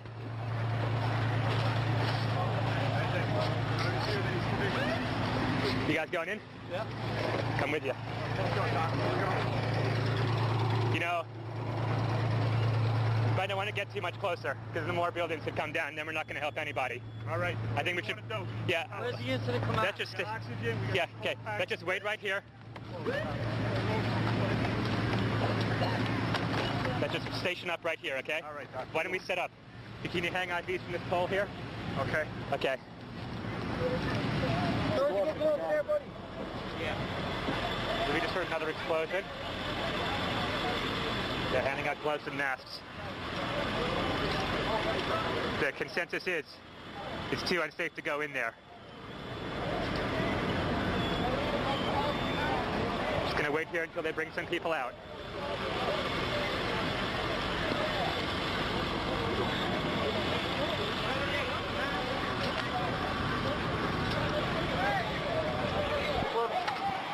I was hooked up with some firemen with some first aid stuff.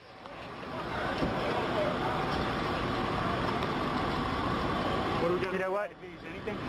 Why don't we just set this up as a little mobile hospital unit right here, okay?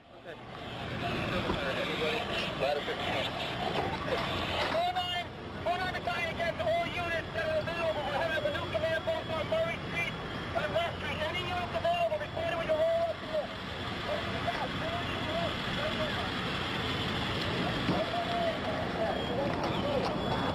Any suggestions? Should we set up here for medical work? Think this is safe enough here? Those pictures shot by Dr. Mark Heath. We don't know much about Dr. Heath, but we, I think, can fairly say that he had extraordinary presence of mind as he continued not only shooting those pictures, but also offering assistance where he could.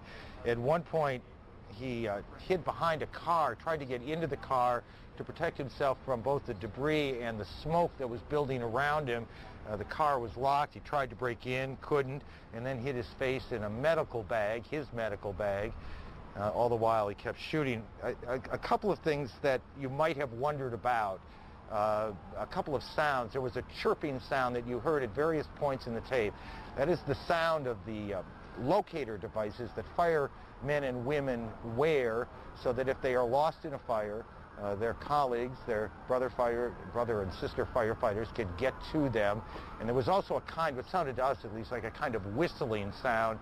That's the sound of respirators that the firemen, the emergency service personnel, and the rest were using and offering to people who needed it. Our colleagues at CNN-FN are reporting now that the stock exchanges, the NASDAQ, the American Stock Exchange, the New York Stock Exchange, all of course closed today, will remain closed through Wednesday. So the stock markets, the financial markets in the country, and yet again, we cannot recall anything like that ever occurring. Perhaps it has and we don't remember it, but we don't remember it. The stock markets, all of them, stay closed through Wednesday. Air travel shut down in the United States until at least noon tomorrow, and certainly no guarantee it'll open after that. That affects on an average about 1.5 million people every single day, 40 to 50,000 flights, all of them grounded.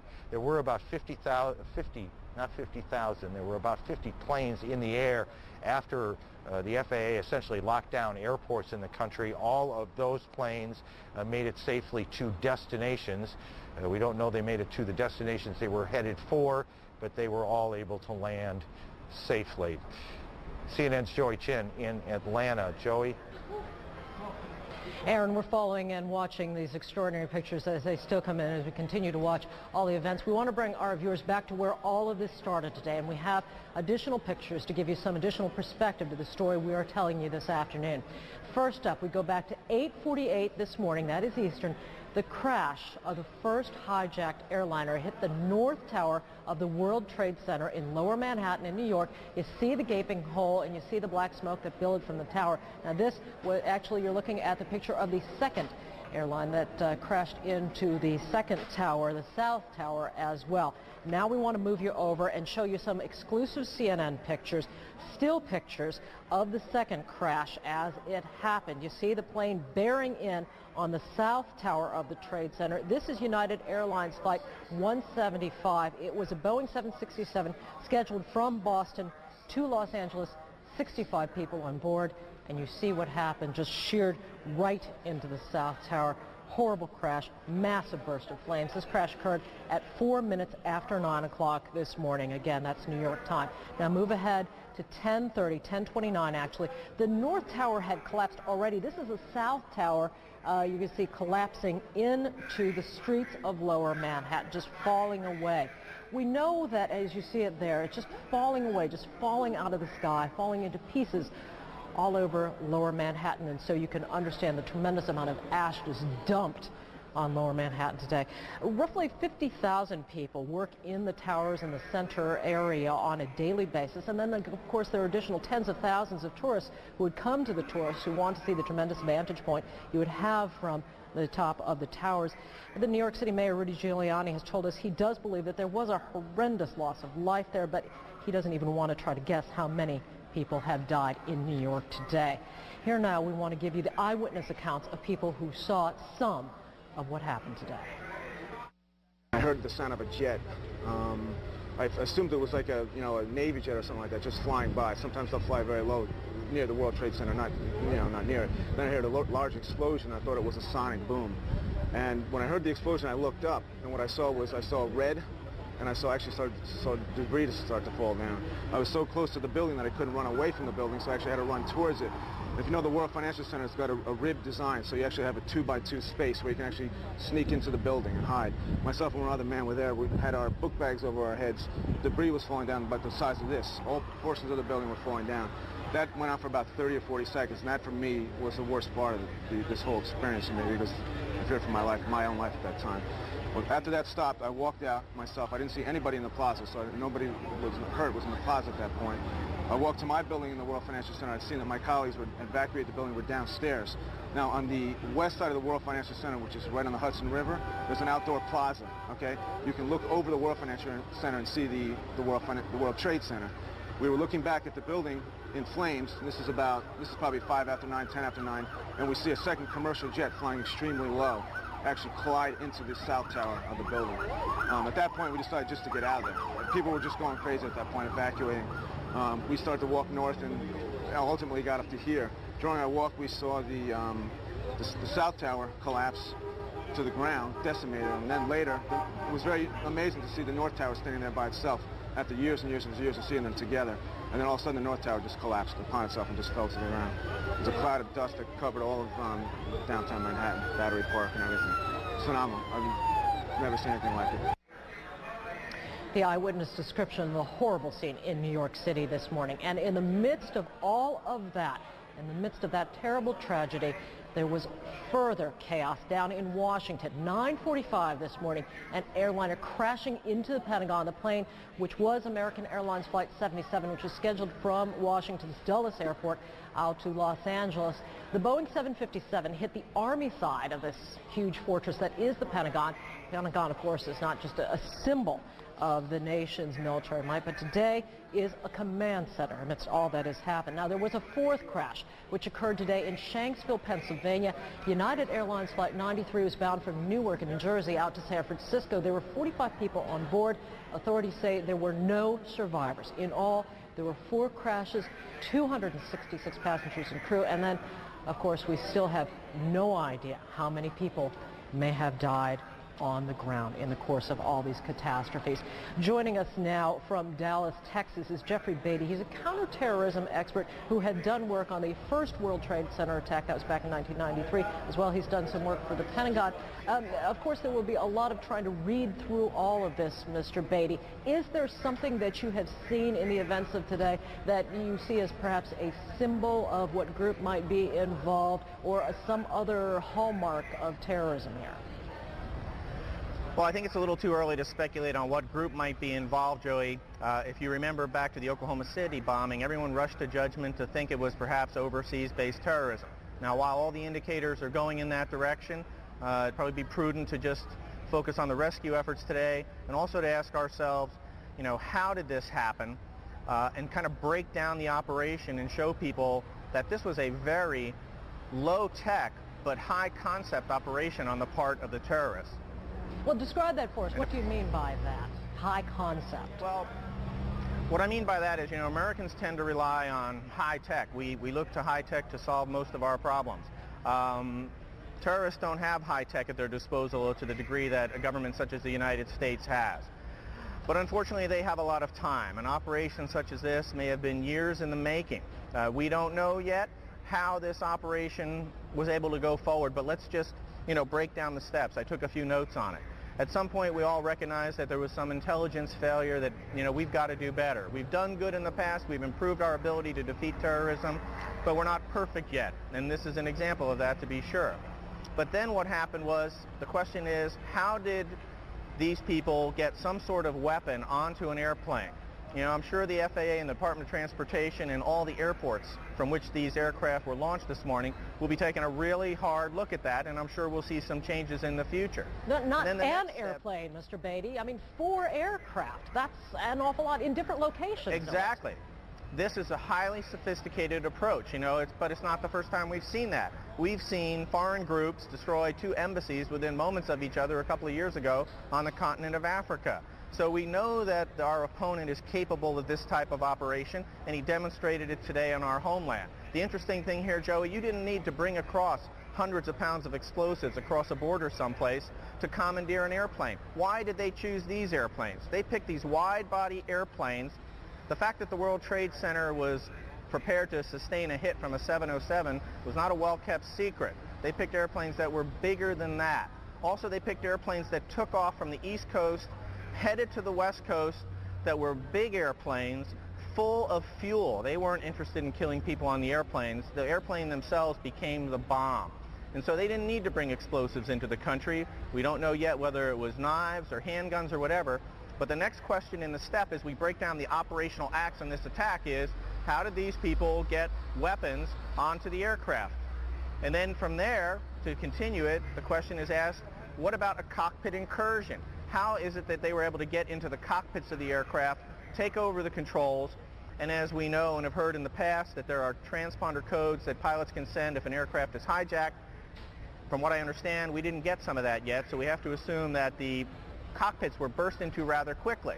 And I heard Judy Woodruff and others earlier infer, and I join them in drawing the same inference, that it's highly doubtful that the pilots of these aircraft, the United Airlines pilots and the American Airlines pilots, were at the controls of these aircraft when they impacted their targets.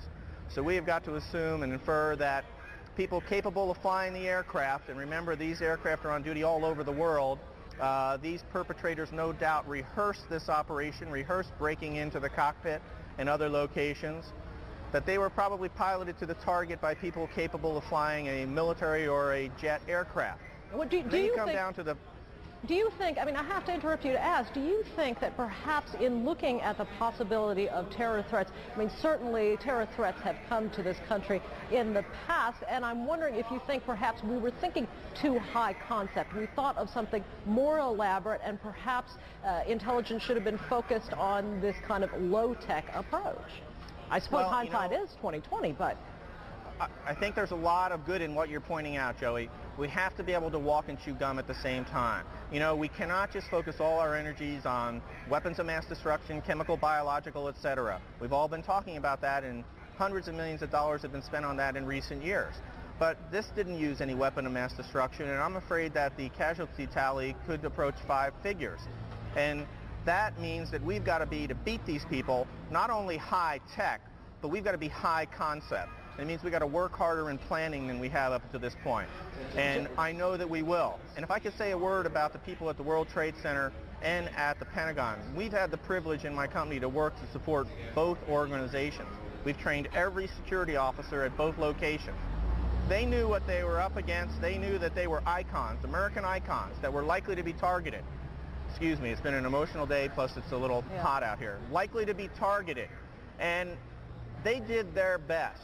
But they were only one part of a system, as we've just outlined. You know, Doug Karpiloff, the Director of Life Safety and Security for the World Trade Center, is probably one of the premier security people in our country. Doug was always afraid of a scenario where there was a mass casualty incident at the World Trade Center and hundreds of emergency vehicles would rush to the scene. They don't have the ability to check all those vehicles to make sure that they don't pose a threat. So we're yet to determine, we've heard reports of secondary explosions after the aircraft impacted, whether in fact there wasn't something else at the base of the towers that in fact were the coup de grace to bring them to the ground. Mr. Beatty, we appreciate all of your insight. Unfortunately, we're going to have to leave you. There are still further developments on this story. Jeffrey Beatty's company is involved in counterterrorism information, and he joined us this afternoon from Dallas. Now let's go back to New York for the latest information there, and Aaron Brown. Joey, thank you. A couple of things. The president is en route back to Washington, we are now told. The president had started his day in Sarasota, Florida, then went to Shreveport, a military base outside Shreveport, then went to Nebraska, where the Strategic Air Command is located, and now he is making his way back to Washington. And we are told the president will address the nation at some point tonight. We do not know at what time, but of course, when it happens, we will carry that live as well. We're also getting reports that a second building in the complex of the Trade Center, and again, you have the two towers, but then you have a number of support buildings around it, that another of those buildings, we reported a bit ago on Building 7, we now report that there are problems in Building 5, and that may be collapsing as well, but at least there is fire there. There are enormous logistical problems.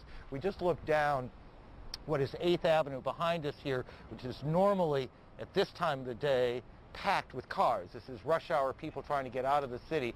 It is empty, and the city, in at least this part of the city, Manhattan, is shut down, which means that thousands of people who are trying to get home, trying to get to the suburbs, trying to get to Long Island, trying to get to New Jersey particularly, that's where those trains, what are called the PATH trains, come into New Jersey, from New Jersey rather, at the Trade Center.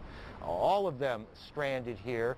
CNN's Richard Roth is down on the streets of New York and is talking to some of the people who I suspect are wondering when they will get home. Richard? People that you would have seen in locations you were just examining, many thousands of them are here right now on the west side of Manhattan trying to escape from New York. New York City is sending them to ferries that are taking them to New Jersey. New York City bridges, we're told, are open for pedestrians. The tunnels for trains to take the thousands here were closed. Many of these people stunned, shocked, silence. I mean, you've never heard so many New Yorkers so quiet in your life. And many of them just have to look over their shoulders to see what they escaped as these two towers were leveled. New York City Mayor Rudolph Giuliani called it one of the most heinous acts in United States history. He says he fears that the death toll may be more than New York can bear. He asked all New Yorkers to say a prayer. He said a rescue effort was beginning, but as we were told by one official with the New York, New Jersey Port Authority, there is so much jet fuel, furniture, paper, everything still going on up in smoke.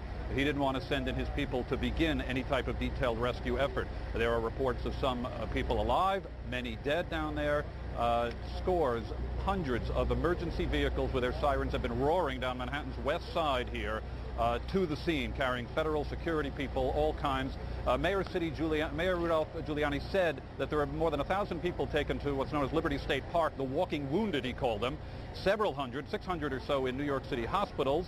And the mayor said that there are 170 hospitals that are up and running, and other buildings are helping out for support. U.S. jet fighters overhead, circling occasionally, people craning their necks, looking up in the sky. Everybody's got a memory, everybody's got a story here. I personally saw Trade Tower #1, where CNN's New York bureau used to be in the lobby. 17, 18 years ago come tumbling down, and I was part of a stampede as people just raced for their lives as the smoke came closer and closer to all of us. That was after tower number 2 had gone down. You couldn't even see what was left of it, if anything was standing, due to all of the smoke. Aaron. Richard, just help orient me for a second. Tell me where you are in the city right now as you talk to us. We're on approximately 33rd Street on the west side of Manhattan. The Hudson River is just behind our camera position here, and it is an orderly departure here. I mean, you can see for yourself. People are just, they left work early. They were ordered out. The city is on high alert, no flights, and people are headed to New Jersey. Many of them would be at the ferry at this time on a normal day. This is certainly not a very normal day in New York City. It certainly is not, Richard. Thank you. It is, I don't know if remarkable is the right word, but it's worth noting again that in every picture that we have seen from the scene, the people who had just experienced the most horrendous imaginable thing were remarkably orderly and calm as they left the area. I don't want to suggest for a second that there wasn't any panic, that there wasn't any screaming. These are human beings, and human beings behave in a variety of ways. But every picture we have seen, New Yorkers calmly, if that's the right word, calmly left the scene, moved out of the area. No reports of trouble at all as firefighters and police personnel came down into the city. Scores, hundreds of civilians started to move out, and they are still calmly moving out. We suspect there is some sense of shock as they try and figure out what has happened to their city, what has happened to their lives, and perhaps most importantly, what has happened to their friends and their co-workers who may not have gotten out of those buildings today. One of the problems that the city is faced with is, and as Richard alluded to, is moving people around. You have essentially a shutdown going on here. In some of the outlying areas, city governments are trying to support the city as best they can. Tom Swayze is the mayor of Glen Cove out on Long Island. Tom, I think you're on the phone, Mr. Mayor. Can you hear me? Yes, this is Tom Swayze, mayor of the city of Glen Cove. Tom, tell us what Glen Cove is doing to support the efforts going on here in Manhattan. We have high-speed ferries that operate from Glen Cove to Pier 11 down by Wall Street. And we've already evacuated about 1,200 people with the help of Fox Navigation from New York City out here back to the island. We are now working at the request of Commissioner Carrick to try and bring emergency personnel, doctors, nurses back into Manhattan to try and help relieve some of these doctors and nurses that are going to start getting very exhausted at the area hospitals down on the southern tip of Manhattan. And is there a number people should call or a location they ought to go to if they are medical personnel and can help in the effort down there, where they can get on one of these ferries and come on down? We'd like them to come to the end of Glen Cove Road, the northern end of Glen Cove Road in Glen Cove, to the parking lot across from our police station, the end of Glen Cove Road, across from the Glen Cove police station, where we will take them by bus down to the ferry terminal. If they want to call for information, they should call the ferry terminal itself at 609-3342, 609-3342. We're coordinating with the Nassau County and Suffolk County emergency management offices as well, but right now we need to get emergency-type personnel, doctors, nurses, EMTs.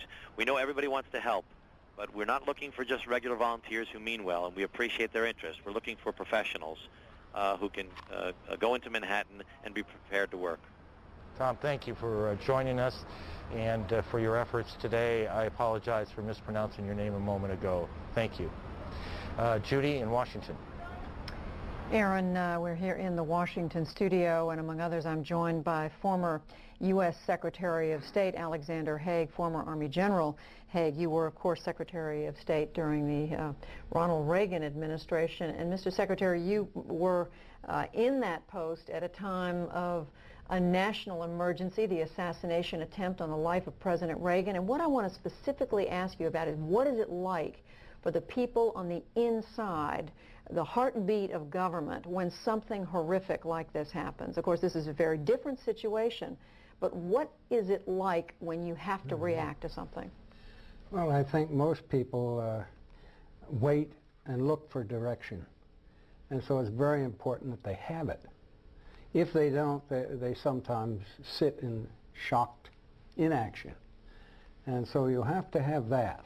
And that's the critical aspect of moving through a crisis of this kind. And we've heard from President Bush now at 3 different intervals today, when he was still in Florida, when he moved on to Louisiana, and then a statement when he was in Nebraska. Now we know he's back to Washington. Now let me ask you, he's coming back to the Washington area. We don't know where he's going to go. Vice President Cheney at an undisclosed location. The Speaker of the House, second in line to the presidency, at an undisclosed location.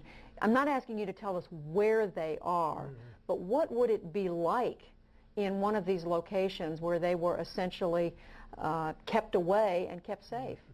Well, all of these installations have been established for precisely this reason.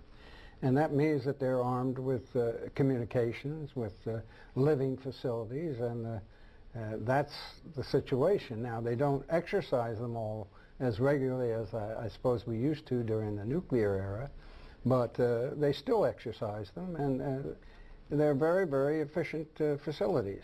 You're saying they don't exercise them, presumably because it's felt that the threat isn't as serious in the post-Cold War world?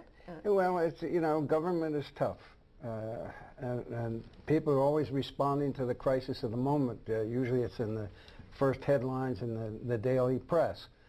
So many times they don't get to go to these relocation sites as often as we'd like, and I used to have to push that when I was in the National Security Council. The exercises where you would practice what you would do in an emergency.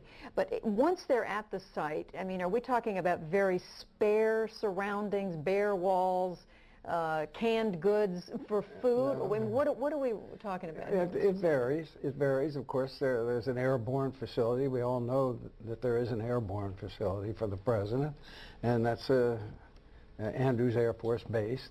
There are other facilities, some very, very close and some more distant, which were anticipated might be required in a nuclear attack. What about the lines of communication? You mentioned that. That was the first point you made, that once they're at these locations, there has to be communications. How up to date is all that? Well, it's kept pretty well up to date. I know, for example, the day President Reagan was shot, it was very clear to me that that command post, that command and control center, had to be in the west basement of the White House or in one of these alternate emergency facilities, because they were equipped to do precisely that.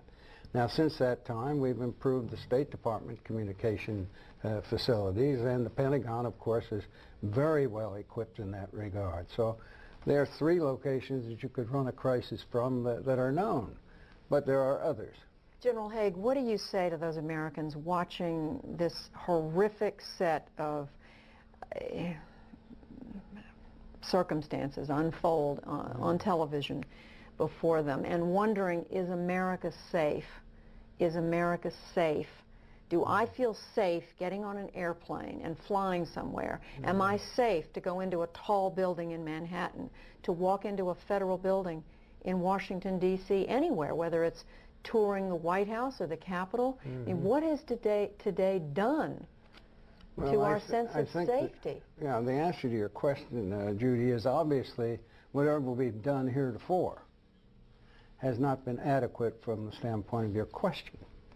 And that's been a product of a number of things. It's what I call the modern day rationalization of conflict situations, and what I call the development of moral equivalence between the terrorist, who's the perpetrator of the illegal act, where innocent civilians, non-combatants, women, children, everyone are involved, and the defenders against those attacks are equated morally because of some perception of the lack of social justice on one side or the other. And, you know, we're very great, we're moralists here in this country, and we do that.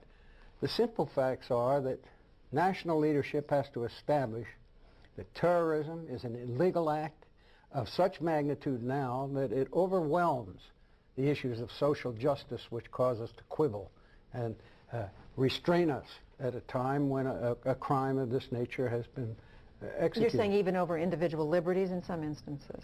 Well, sometimes yes, and that's an unfortunate statement as an advocate of those very liberties. But yes, sometimes. Former Secretary of State Alexander Haig, Army General Alexander Haig, thank you very much for being with us. Thank you, Judy. We appreciate it. And we just heard General Haig talking about terrorism and how much greater a presence it is in our lives than we had expected. We're told that tomorrow the Congress will convene at 10 o'clock in the morning. We're told that they plan to pass a resolution or resolutions condemning terrorism and then immediately adjourn. You're looking at a live picture of the United States Capitol, the flag flying at half staff there. Now that is the White House. That's next to the Executive Office building, but the other picture we saw was a flag flying at half staff near the United States Capitol building. Now back to Joey Chen in Atlanta. Judy, thanks very much. Joined here on the set by Miles O'Brien, who is our resident pilot and certainly has quite a bit of understanding about the wheres and why-fors and what significance they might have in putting together what happened. Miles has some additional information now, and that's really important to understanding who might have done this and why. Well, this is sort of our first clue as to what's going on. Obviously, more information will come out as the air traffic control tapes and hopefully the cockpit voice recordings come out. But just take a look at this. This is actual archival information from the radar tracks from the FAA ground centers. And these are the two planes which ultimately ended up at the World Trade Centers, the two towers. Both of them left Boston within 15 minutes of each other. Both were headed to Los Angeles, perhaps no coincidence, heavily laden with fuel.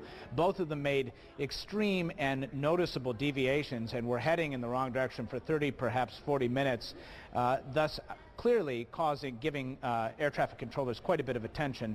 There must have been some communication back and forth. It's unclear now. This is certainly something the air traffic control folks would have seen. They would have seen these things clearly. coming up, folks. And the fact that two planes were doing this must have seemed odd. We don't know what the conversations were, but suffice to say that would be odd. Now take a look at this flight.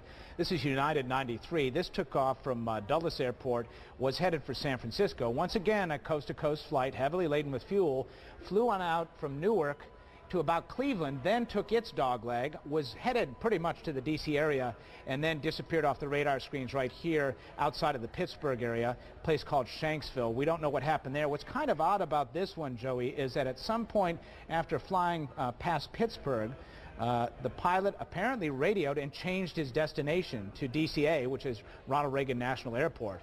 Unclear what that means. Now let me just kind of put this all onto one graphic, if you will. If we can put up that graphic, and I'll use the telestrator to show you exactly what's going on. All right, here are the important cities. First of all, let's take a look at 8 a.m. and see what happens at 8 a.m. And that was the first departure. Okay, this is a flight, American Airlines Flight 11, was headed out this way to Los Angeles, 81 passengers, 11 crew member. Now, 8:15. United Flight 175 heads out a little different route across, also headed for Los Angeles.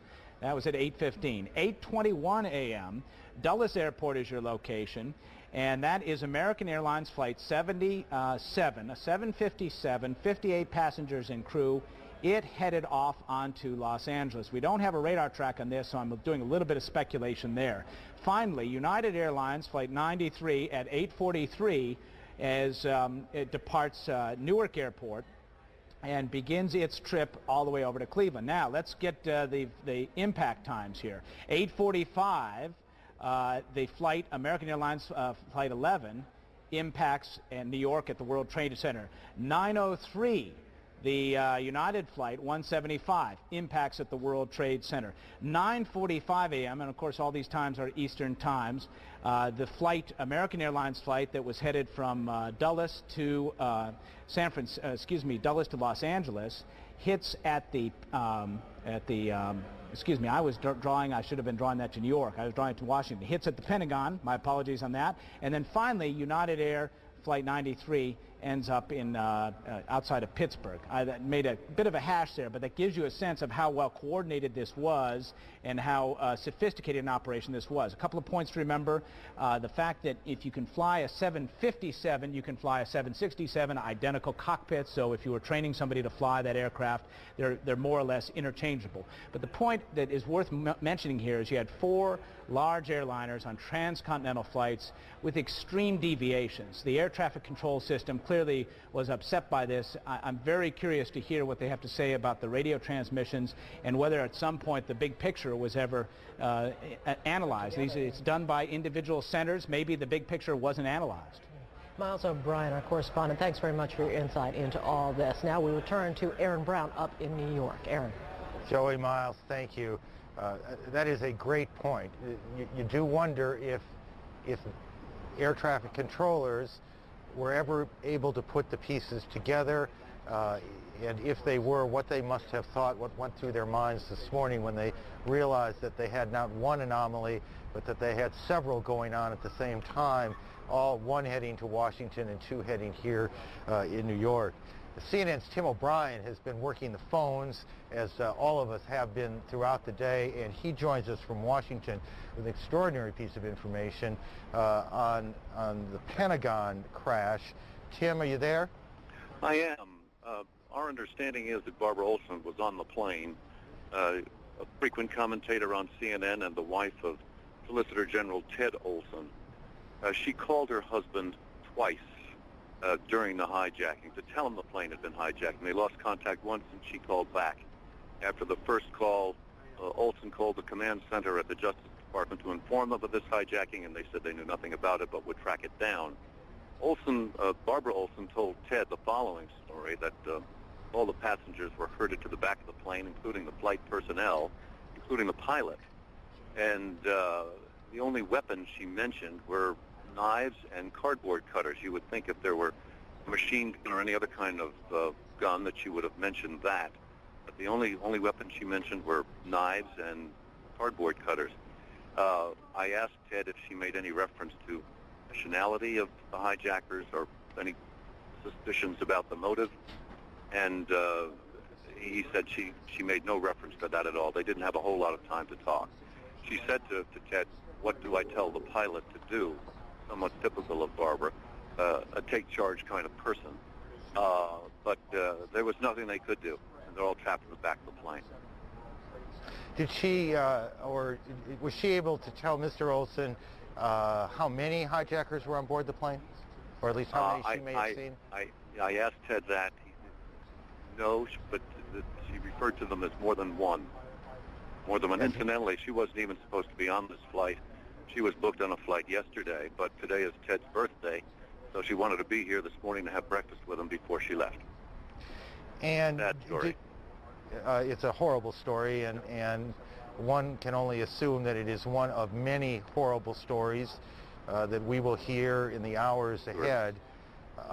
It says something about the world we live in, that people, while this was going on, were able to make cell phone calls. We heard earlier today of another call that was made from a plane, that there was some awareness on the ground, perhaps not formal awareness, but some awareness of what was going on, at least on some of those, excuse me, on some of those planes.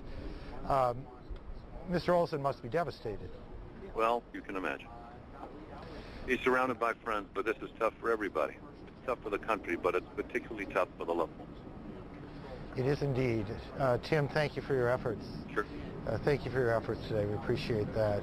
Again, Barbara Olson, one of the 200-plus passengers on 4 different airliners, and we have no reason to believe that any of those people survived the crashes today here in New York, in Pennsylvania, outside of Pittsburgh, and at the Pentagon in Washington. We still do not have a very good feel, to be perfectly honest, for how many people have died today. We have no particular feel, to be perfectly honest, how many people have been injured. We can only surmise that we are talking in the hundreds, the thousands of people certainly have been injured today. How many of those will survive, we do not yet know. Judy? And Aaron, this may be another point where we want to say, God bless the souls of those who have lost their lives today or who are dying as we speak in hospitals and in places where they cannot be reached. I think even those out there who may not believe that there is a God, at a time like this, we all reach out for a higher being, and we want to believe that there is someone who can bring us salvation. Jamie McIntyre at the Pentagon, questions today about the whereabouts of some of the top people in government in the United States. We've known the president's been flying around the country. The vice president's been out of sight. The Secretary of Defense, Mr. Rumsfeld, has also been out of sight. What can you tell us about him, and what else is going on there? A short time ago, he did come out and inspect the damage here at the Pentagon, along with the Vice Chairman of the Joint Chiefs of Staff, General Richard Myers. We're so far away, though, we could barely see that it was them. It had to be pointed out to me by a Pentagon official who they were.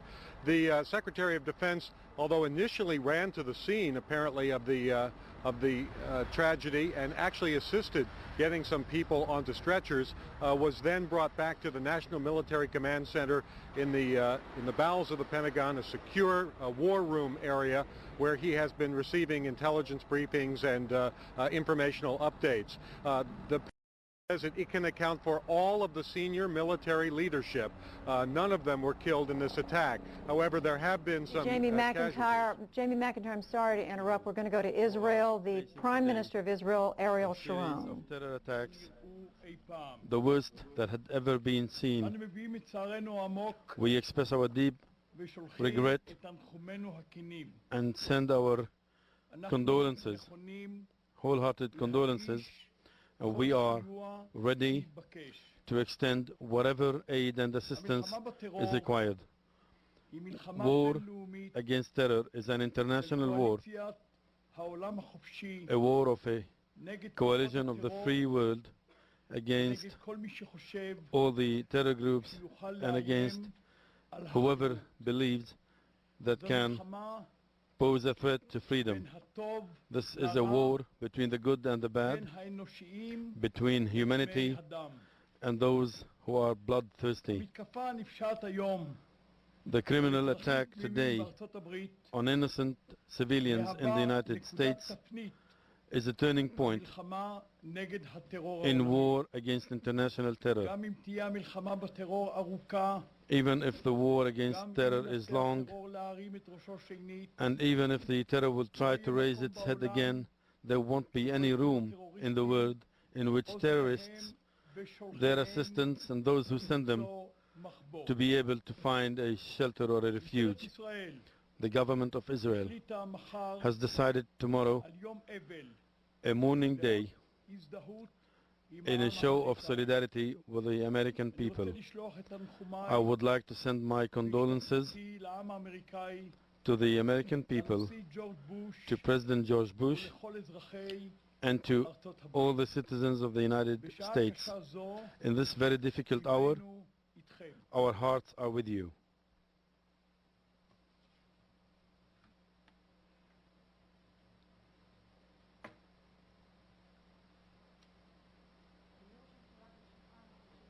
ישיר בערוץ הראשון, האם תוכל לומר לציבור בישראל מהם ההשלכות שיש עליו? Could you tell the Israeli public what are the impacts of these attacks on the people here? I have already said very clearly that there will only be a statement. There won't be any other statement apart from what I have already said. We have to wait and see what happened. Our stand vis-à-vis terror is very well known, very firm and decisive, and we will act accordingly. On behalf נציין עוד ששר החוץ שמעון פרס העביר בשעות האחרונות מסרים לרשות הפלסטינית בהמשך להחלטת המטבחון שבעת הזאת עליהם להפסיק באופן מיידי את הטרור במצב הנוכחי ושיטב להם אם יעשו זאת מבחינתם באופן חד צדדי לרשות הפלסטינית. זה המסר ששמעון פרס העביר. עד כאן יעקב. Against our common values. The fight against terror is an international struggle of the free world against the forces of darkness who seek to destroy our liberty and our way of life. I believe that together we can defeat these forces of evil. At this most difficult hour, all Israelis stand as one with the American people. Our hearts are with you and we are ready to provide any assistance at any time.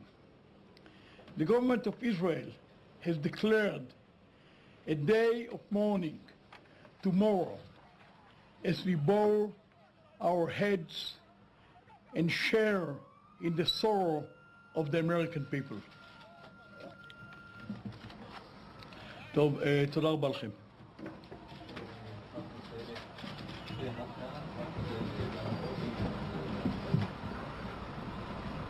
Israeli Prime Minister Ariel Sharon talking briefly with reporters, offering first of all his condolences to Americans, saying whoever believes or saying rather this has been a threat to freedom. He went on to say this is a criminal attack on innocent civilians, and he called it a turning point in the war against international terrorism. He went on to say, he said, even if this war is long, there will be no room for terrorists to find refuge. He also said that tomorrow in Israel will be a day of mourning. Now we want to go back to the Pentagon, to CNN's military affairs correspondent Jamie McIntyre. You want to pick up where you left off, Jamie, describing the situation there and also what Secretary of Defense Rumsfeld is up to.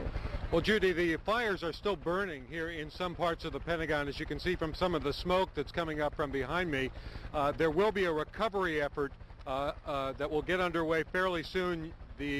A lot of heavy equipment has brought in so-called urban rescue units that are usually used in the event of an earthquake, have been brought in from some of the local fire departments in Fairfax and Montgomery County in order to assist in trying to find the bodies of people here. They have not given any casualty figures, but we know that people died in this incident, including, not the least of which is the more than 60 passengers who were on that American Airlines Flight 77 that took off from Dulles Airport this morning. One of the eyewitnesses to this incident was a TV reporter himself who was in traffic and actually saw the plane come in. I talked to him earlier today. His name is Mike Walter of USA Today Live. I was heading in northbound on 27, and the traffic this morning, it was, a typical rush hour, had ground to a standstill, and I looked off, looked out my window, I saw this plane, a jet, American Airlines jet coming, and I thought, this doesn't add up, it's really low, and I saw it, it just went, it was like a cruise missile with wings, went right there and slammed right into the Pentagon. Huge explosion, great ball of fire, and smoke started billowing out, and then it was just chaos on the highway as people either tried to move around the traffic and go down either forward or backwards. We had a lady who was in front of me who was backing up and screaming, "Everybody go back, they've hit the Pentagon." And it's just sheer terror. What goes through your mind when you see something like that? I've asked that question of a million people, and the only thing that I just kept uttering it over and over again. Oh my God, oh my God, oh my God. I can't believe this. And I think that's what goes through your mind, is that you just can't believe that something like this could happen.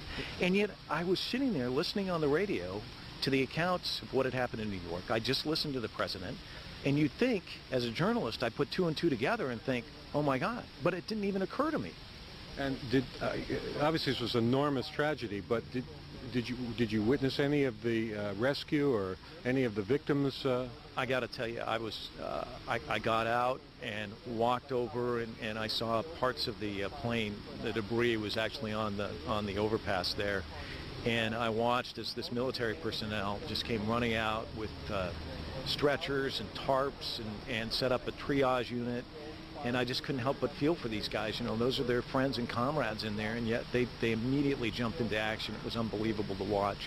And the toughest thing for me right now is I've got a 14-year-old daughter, and a lot of her friends have parents who work in the Pentagon. And I just talked to her on the phone, and those kids are going through agony tonight. They don't know if they're okay. So it's tough. This really hits home. And Judy, there's still a lot of work to be done here. This part of the Pentagon had undergone a major renovation. Some of the people here told me stories about heroic efforts. Others described how some of the new architecture of the renovated Pentagon may have helped save their lives. One Navy officer told me about how he saw the flames rush by his window, which shook, but because they're made of new tempered glass that had been put in to increase security, they did not break. The work will continue throughout the night. Pentagon officials say they do hope to reoccupy the other part of the building that's not affected. It's a huge building. 24,000 people work here, but it may be a number of days before anybody's able to go back to work. Judy? All right, Jamie McIntyre reporting from the Pentagon. And Jamie, your interview reminding us that first and foremost, this is a horrific human tragedy. Families with hearts broken in New York, in Washington, and all across this nation. Just a quick word on what we've been learning. We do expect tonight President George Bush will speak to the nation in a televised address. We don't have much more information than that in terms of when. In addition, we are told that the 4 leaders of Congress, the House Speaker Dennis Hastert, the House Democratic leader Richard Gephardt, and over in the Senate side, Tom Daschle, the Democratic leader, and Trent Lott, the Republican leader, all 4 of them will come together at, I'm told, 7:30 on the east front of the Capitol for a news statement, perhaps a news conference. We all know that at times of crisis, the very visceral fights that go on between the political parties in our country fall away. It may only be for a brief period, but this is one of those times when political partisan differences are being put aside to come together to speak to the country. Joining me here in the Washington studio, a familiar name, a familiar face, best-selling author of so many novels, Tom Clancy, mysteries at the heart, Tom Clancy, of the military community, the intelligence community. People in our newsroom have been saying today what's happening is like right out of a Tom Clancy novel, but could you possibly imagine something like this to write about? No, one of the problems with being a writer of fiction is that you can't keep up with all the madmen in the world as much as you try. And I frankly would have thought that this was not a credible threat to have 4 separate people decide to commit suicide in the same way on the same morning. Why not? Because ending your own life is not something the average person does. You know, everybody's assuming these are Islamic terrorists. Well, if so, they've defiled their own religion. You know, Islam does not permit suicide. It says you go to hell if you do something like this. But we see suicide bombings in the Middle East and in Israel. And Judy, we saw people in Northern Ireland, Catholics acting like savages and Protestants acting like savages. So anyhow, we have people who call themselves Muslims acting like savages. It happens. It's not because of their religion. It's because they're fools. What does this say now? I mean, you've done a lot of reporting. I mean, you not only write fiction, you do a lot of reporting from inside the intelligence community, inside the military community. What does this say about how prepared we are as a country? Well, people always ask a kind of a question when things go wrong, but you don't ask the question when things go right, and the reason is you can't tell when things go right in that business. Well, one of the things I've been saying for a lot of years is that we need to upgrade the human capability, human intelligence capabilities in CIA and the rest of our intelligence community, because you can do a lot with satellites, you can do a lot with eavesdropping techniques, but you can't find out what's in a person's mind except by talking to that person. And so the agency needs to increase its human intelligence capability. The CIA has about 20,000 employees, less than 1,000 of whom are actually field intelligence officers. That number should be at least doubled. But yeah, America as a nation doesn't love our intelligence community. And certainly the news media does not love our intelligence community. I'm going to interrupt you, Tom Clancy. I'm told Aaron Brown in New York has a development. Aaron? Well, Judy, just in the last few seconds, another building, we will speculate carefully here that there was building number 7, one of the buildings in support of the World Trade Center towers has collapsed. Those of you who have been with us for a while, you can see indeed that the smoke color has changed has gotten much lighter. So we believe that yet another building, this would be the 3rd building, has collapsed, likely building number 7, although we also heard that there were problems at building number 5, and it's possible that one went down too. But again, another building in the Trade Center complex appears now to have caved in after these attacks. Judy? Aaron, we're looking at these pictures, Tom Clancy and I, as we sit here in the Washington studio, and as I come back to Tom Clancy, I want to read just a portion of a statement issued by Secretary of State Powell, Colin Powell, calling these attacks a terrible tragedy befallen not just my nation, but all the nations of this region, all the nations of the world, all those who believe in democracy. Tom Clancy, you were saying, sure, we can ask these questions about failed security, failed intelligence when things go wrong, but we have every right to ask these questions, don't we? Well, first, remember, you have a right to say anything you want, but as a practical matter, one of the things we have to do, if you want to prevent things like this from happening, you build up your defenses. And your first line of defense against terrorism is an intelligence gathering capability. Now, when was the last time CNN or the news media in general said, gee, we ought to put more money into the human intelligence capabilities of the CIA? Answer, you never do it. Never. Well, we wouldn't take a side on something like that. Anyway, in terms of what do you fund and... Yeah, we always take a side on saying they failed. Why not help them succeed once in a while? Are you saying that they are significantly underfunded in that area? And not just the CIA, but the FBI? Human intelligence is de-emphasized. The FBI's job is... Spying is what we're talking about Yeah, here. that's what intelligence officers do, is they spy. And the CIA has 20,000 employees, about 800 of whom are actually spooks. And of them, maybe as many as 2/3 actually get outside and do spook operations. And we know that... And we need to do better than that. We need to do more than that. You gather information of this type by putting people out on the street, same way cops gather information from informants. This isn't rocket science. It's just a matter of hiring the people and letting them do the work. But I'm going to turn it back over to Aaron, but my question is, how do you know what to believe? We had an Arab journalist in London just today saying, we had this information a few weeks ago, it was coming, we didn't know whether to believe it. Now back to Aaron in New York. Thank you. We've talked a number of times today about the fact that it is simply too dangerous for officials to get in and around these buildings. It's so very, very dangerous, and the proof of that just a few moments ago when another building in the complex that is the World Trade Center, or was the World Trade Center, collapsed. Maureen, we can show you what that looked like. These are taped pictures taken literally just a few moments ago. When that building went down, we are seeing them for the first time. This is, correct me in the booth, but I believe that was, in fact, a piece of tape that we got just a bit ago of the second plane hitting the South Tower of the Trade Center just a little bit after 9 o'clock this morning. Again, a third building at the Trade Center has collapsed within the last 3 or 4 minutes. Building number 7, this is no small building, as you can see, at 47 stories. It would stand out in most American cities.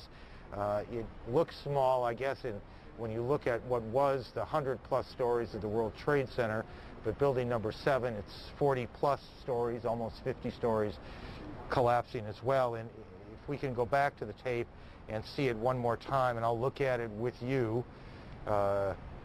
Again, this occurred just in the last several moments around the Trade Center building.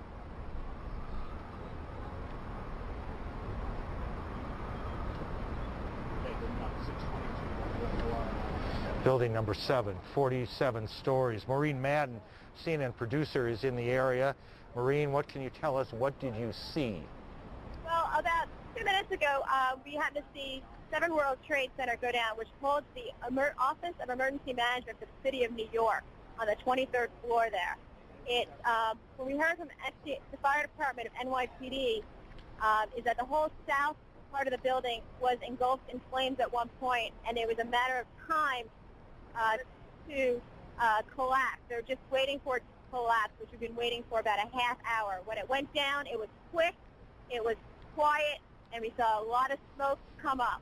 And now the smoke has pretty much gone off to the side, going towards the east side of Manhattan. So unlike the collapse of the first of the towers way back this morning, around 10 or so this morning, and then the second tower, which collapsed shortly thereafter, at least where building number 7 is concerned, a building that, among other things, housed the emergency response team of the City of New York, at least they had some warning. They had signs that this might happen, and they were able to get as many people away from the area. And the people in the area, of course, are firefighters, EMS personnel, and literally thousands of police officers who have cordoned off the area.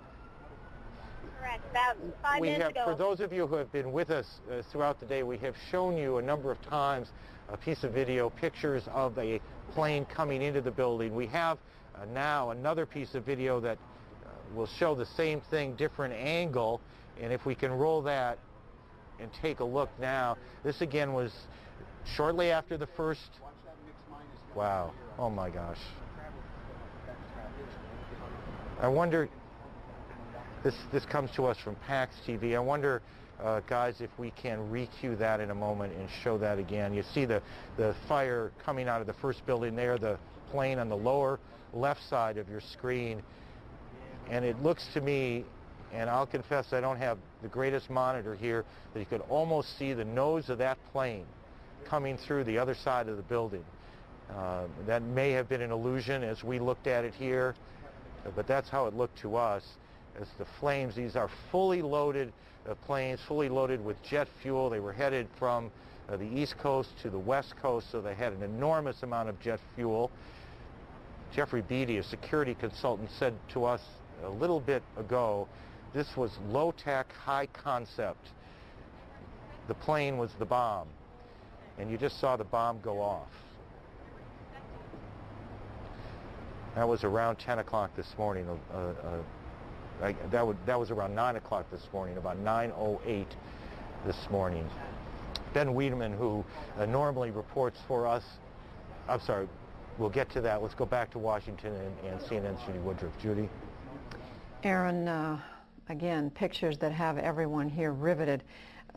We're told, I don't know whether we have this picture right now available to show our viewers, but I'm told that just a short time ago, driving up Massachusetts Avenue, which is one of the main thoroughfares here in the nation's capital, goes all the way from the Capitol out to northwest Washington, beyond the Naval Observatory where the Vice President lives, and beyond on out into the Maryland suburbs. There was observed a convoy of military vehicles, Humvees, military vehicles, driving up slowly, appearing to patrol the area, going out away from the Capitol toward northwest, toward Maryland. Now, perhaps this is just a patrolling effort, but the sight of it has to be something to cause comment, because normally at this hour in Washington you would see an enormous amount of just rush hour traffic, but today is not like any other day. Now to our own senior White House correspondent John King, who's just about a block and a half from the White House on top of an office building up above the 10th floor there. John? Judy, a few quick bits of information. As we have been reporting, the President is on his way back to Washington, and we can now say definitively that when he arrives in Washington, he will address the American people tonight. I am told by sources plans are for an address from the White House.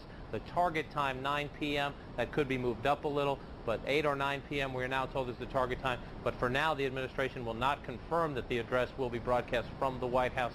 There have been security concerns throughout the day. We see now on the grounds of the White House, which was evacuated hours ago, some bomb-sniffing dogs and other security personnel securing the area around the White House. But we are told by administration officials the President will be back in Washington shortly and will address the American people tonight. And as we reported a bit earlier, congressional leaders who also, as part of the protocol, the emergency evacuation protocol, were taken to secure locations themselves outside of Washington. The bipartisan congressional leadership also making its way back to Washington, and it will deliver statements, the 4 leaders from the steps of the Capitol tonight as well. All of these designed to offer signs of reassurances to the American people that their government is up and running at this time of great tragedy. I want to add one other bit of information. A lot of lawmakers trying to get briefings from Capitol Hill police, from administration officials, from the CIA and the FBI and others. We are told that in those briefings there has been some speculation, and again the law enforcement officials saying this is just speculation at this moment, that that plane that crashed outside of Pittsburgh may have been heading toward Washington. In those briefings, I'm told by several sources, 3 potential targets were listed. 1, the presidential retreat at Camp David. 2, the White House. And 3, the United States Capitol building. Again, though, lawmakers and other officials being given those briefings told that is speculative, but based on the flight paths and everything else we've seen unfold on this tragic day, that law enforcement officials believe at this moment that the potential targets for that plane, which crashed outside Pittsburgh, perhaps Camp David, perhaps the White House behind me, or perhaps the United States Capitol. Judy?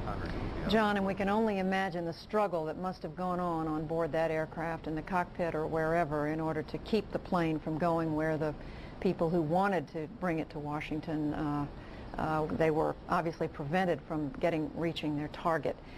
Air travel throughout the United States, domestic air travel, has been shut down today since these terrible incidents in New York City and here in Washington. In fact, there's no air travel until at least noon tomorrow on order of the Federal Aviation Administration. But right now we want to go to one of the airports in the Washington area, that is Dulles International. This is the site of where the American Airlines Flight 77 that left this morning on its way to Los Angeles and ended up plowing into the Pentagon a very short time later. CNN's Eileen O'Connor is there at Dulles. Eileen? Well, there has been some activity here, Judy. The FBI has arrived, and they have been seen going in and out of the building. They brought some equipment in to check through the building. We do know from airport personnel and the airport authority that both National and Dulles are shut down till 11 o'clock at least tomorrow morning, but also that they immediately implemented an emergency drill procedure. And that means that they called in all of their police, and they have their own police force and their own fire personnel, and they also have all of their operational staff here at the airport. They are securing the airport. You can see actually behind me, they have actually erected barricades, concrete barricades, with some of these forklifts. Have been operating over the last hour, erecting these barricades. Also, there's barricades right now in the entrances to the airport to prevent anyone from coming back here. As you also said, United and American Airlines, obviously they are the ones that lost flights. They have been issuing statements saying that they are trying to help the families, both of these airlines issuing statements. They've also said that they have accounted for all of their other flights and that they are all safely on the ground. They want to make sure people know that. And they also say that they will do everything they can to make sure that their customers, the people who were traveling, are comfortable until they can fly on to their destinations. Judy? And Eileen, any other people around there? I mean, we see you, obviously, and we see a few other people, but presumably not much other activity there at all.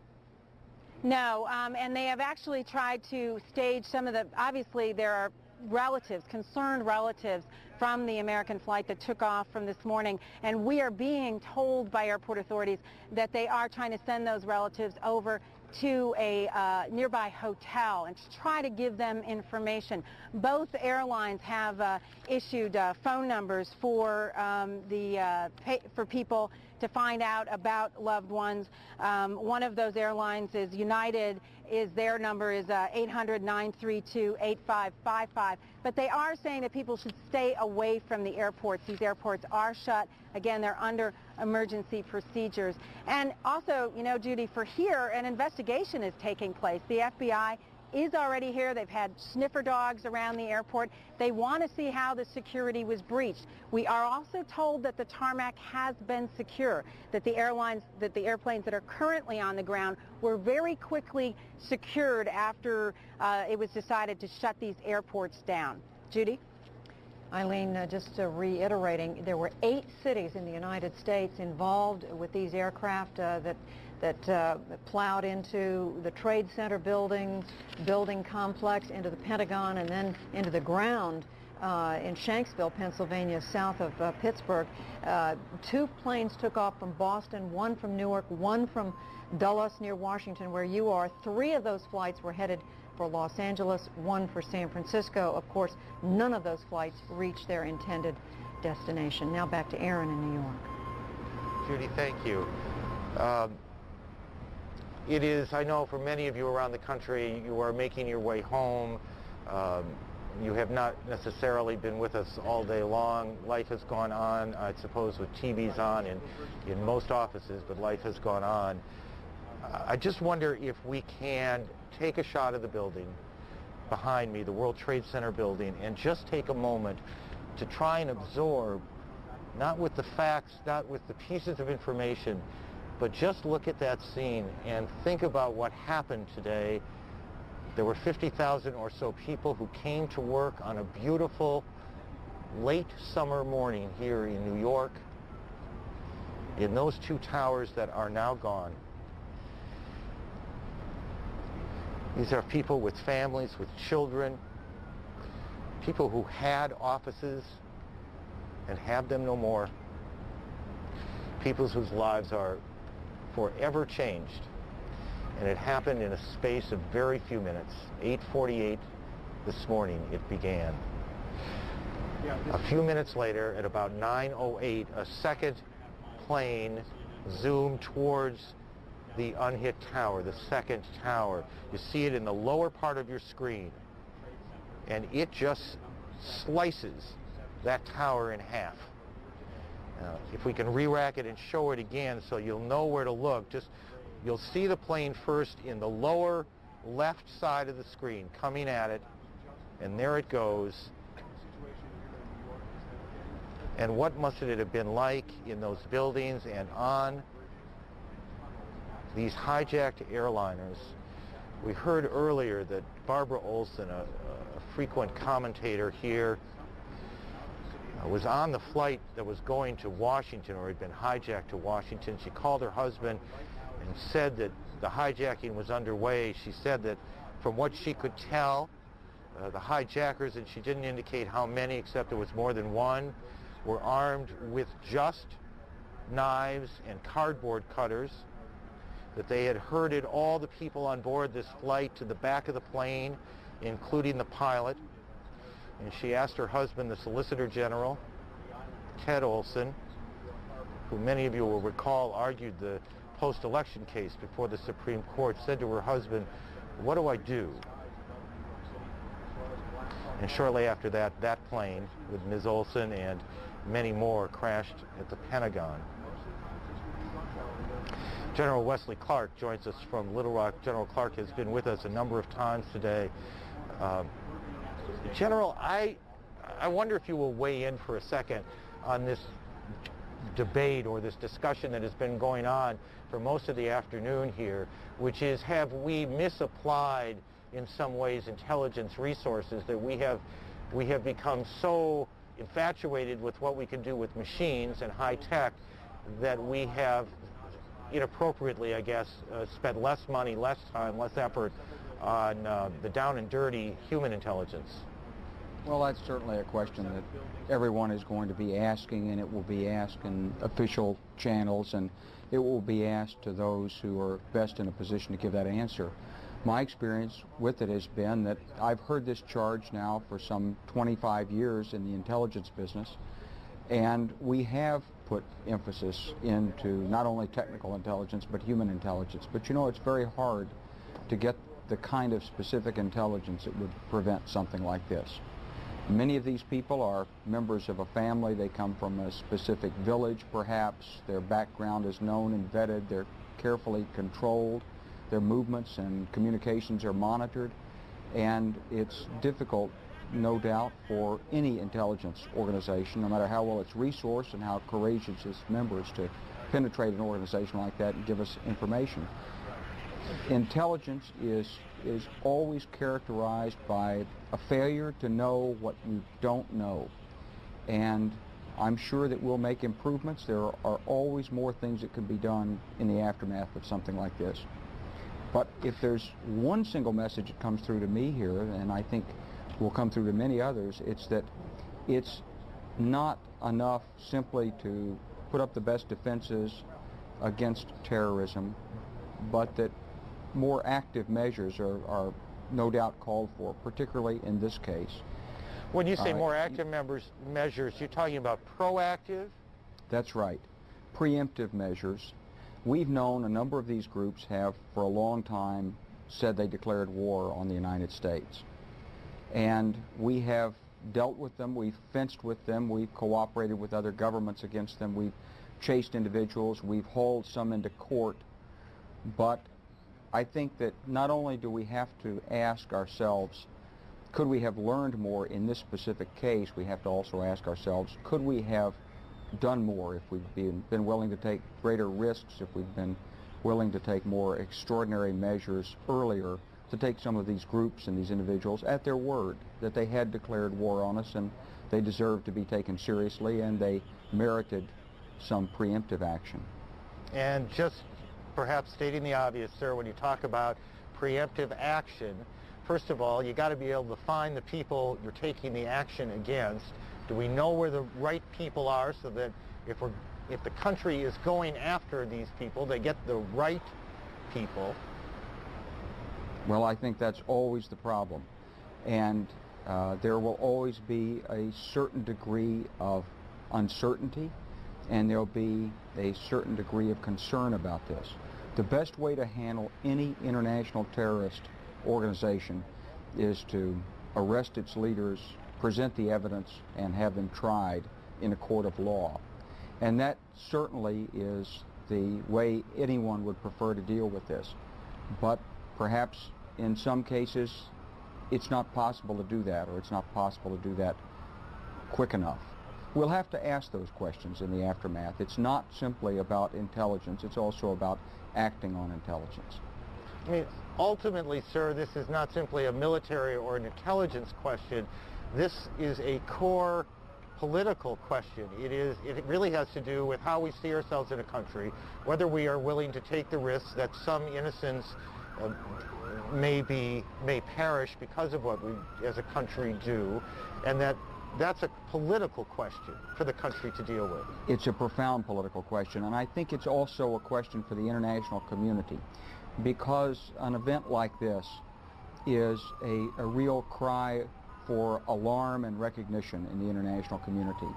A tragedy like this can happen here, it can happen anywhere, and international terrorism is too dangerous and too ambiguous and too difficult for any single nation to handle by itself. We need strong, reliable support from friends and allies around the world, and I'm sure we'll be asking for it. And clearly one of the things that ought to come from this is not only better U.S. intelligence, it's better sharing of information, pooling of information with our partners in all corners of the globe. General Clark, thanks again for joining us, as you have a number of other times today, and I suspect you will again before the day is out. General Wesley Clark in Little Rock, Arkansas today. Thank you, sir. Judy? Aaron, we want to tell our viewers, first of all, that we have just been handed a report from CNN reporter Patty Davis that all international flights have now arrived or will be arriving shortly. Those are flights coming into the United States or Canada. Those are flights that presumably had left their destination hours and hours ago, but they have arrived safely, or they are expected to shortly. We'll continue to bring you updates on air travel as we get them. And I've just been told that President Bush will address the nation tonight at 9 o'clock Eastern Time. And we had been told a little bit earlier the President would be speaking to the American people. We now have confirmed the time is 9 o'clock Eastern, and you can count on the fact, of course, CNN will carry that address. CNN correspondent Jean Meserve has spent the last several hours at the Federal Emergency Management Agency. These are the people who, Jean, are dealing all the time with disasters. Bring us up to date on what's going on there now. Judy, the National Interagency Emergency Operations Center is up and running here, as it is often at times of disaster. We went up and looked at that a couple of hours ago. There are about 40 people up there. They represent 28 different government agencies and offices, also the Red Cross and the Salvation Army. What they do is try and figure out what local and state officials need to help them deal with a disaster situation, and they have already made some moves today. They have dispatched urban search and rescue task forces. 4 of them have been sent to the Pentagon. 4 are en route to New York City.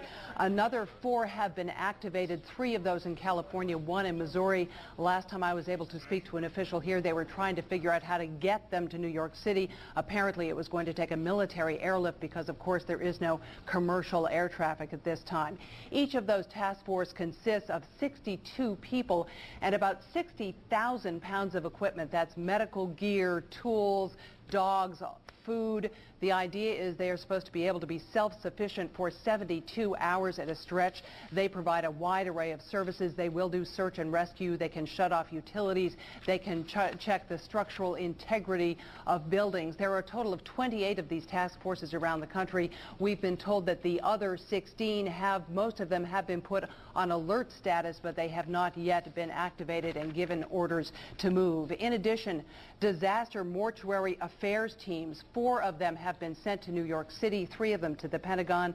30 people on each of these teams. What they do is help take care of the bodies after they have been extricated from the wreckage. Also, there are disaster medical assistance teams, 4 of them to New York, 3 to the Pentagon, 35 people on each of those teams. Those would be doctors, nurses, and paramedics to help, of course, with the medical situation. I should mention that the director of this agency, Joe Alba, was not in Washington when these events took place. He was out in Montana at a conference of the National Emergency Managers Conference.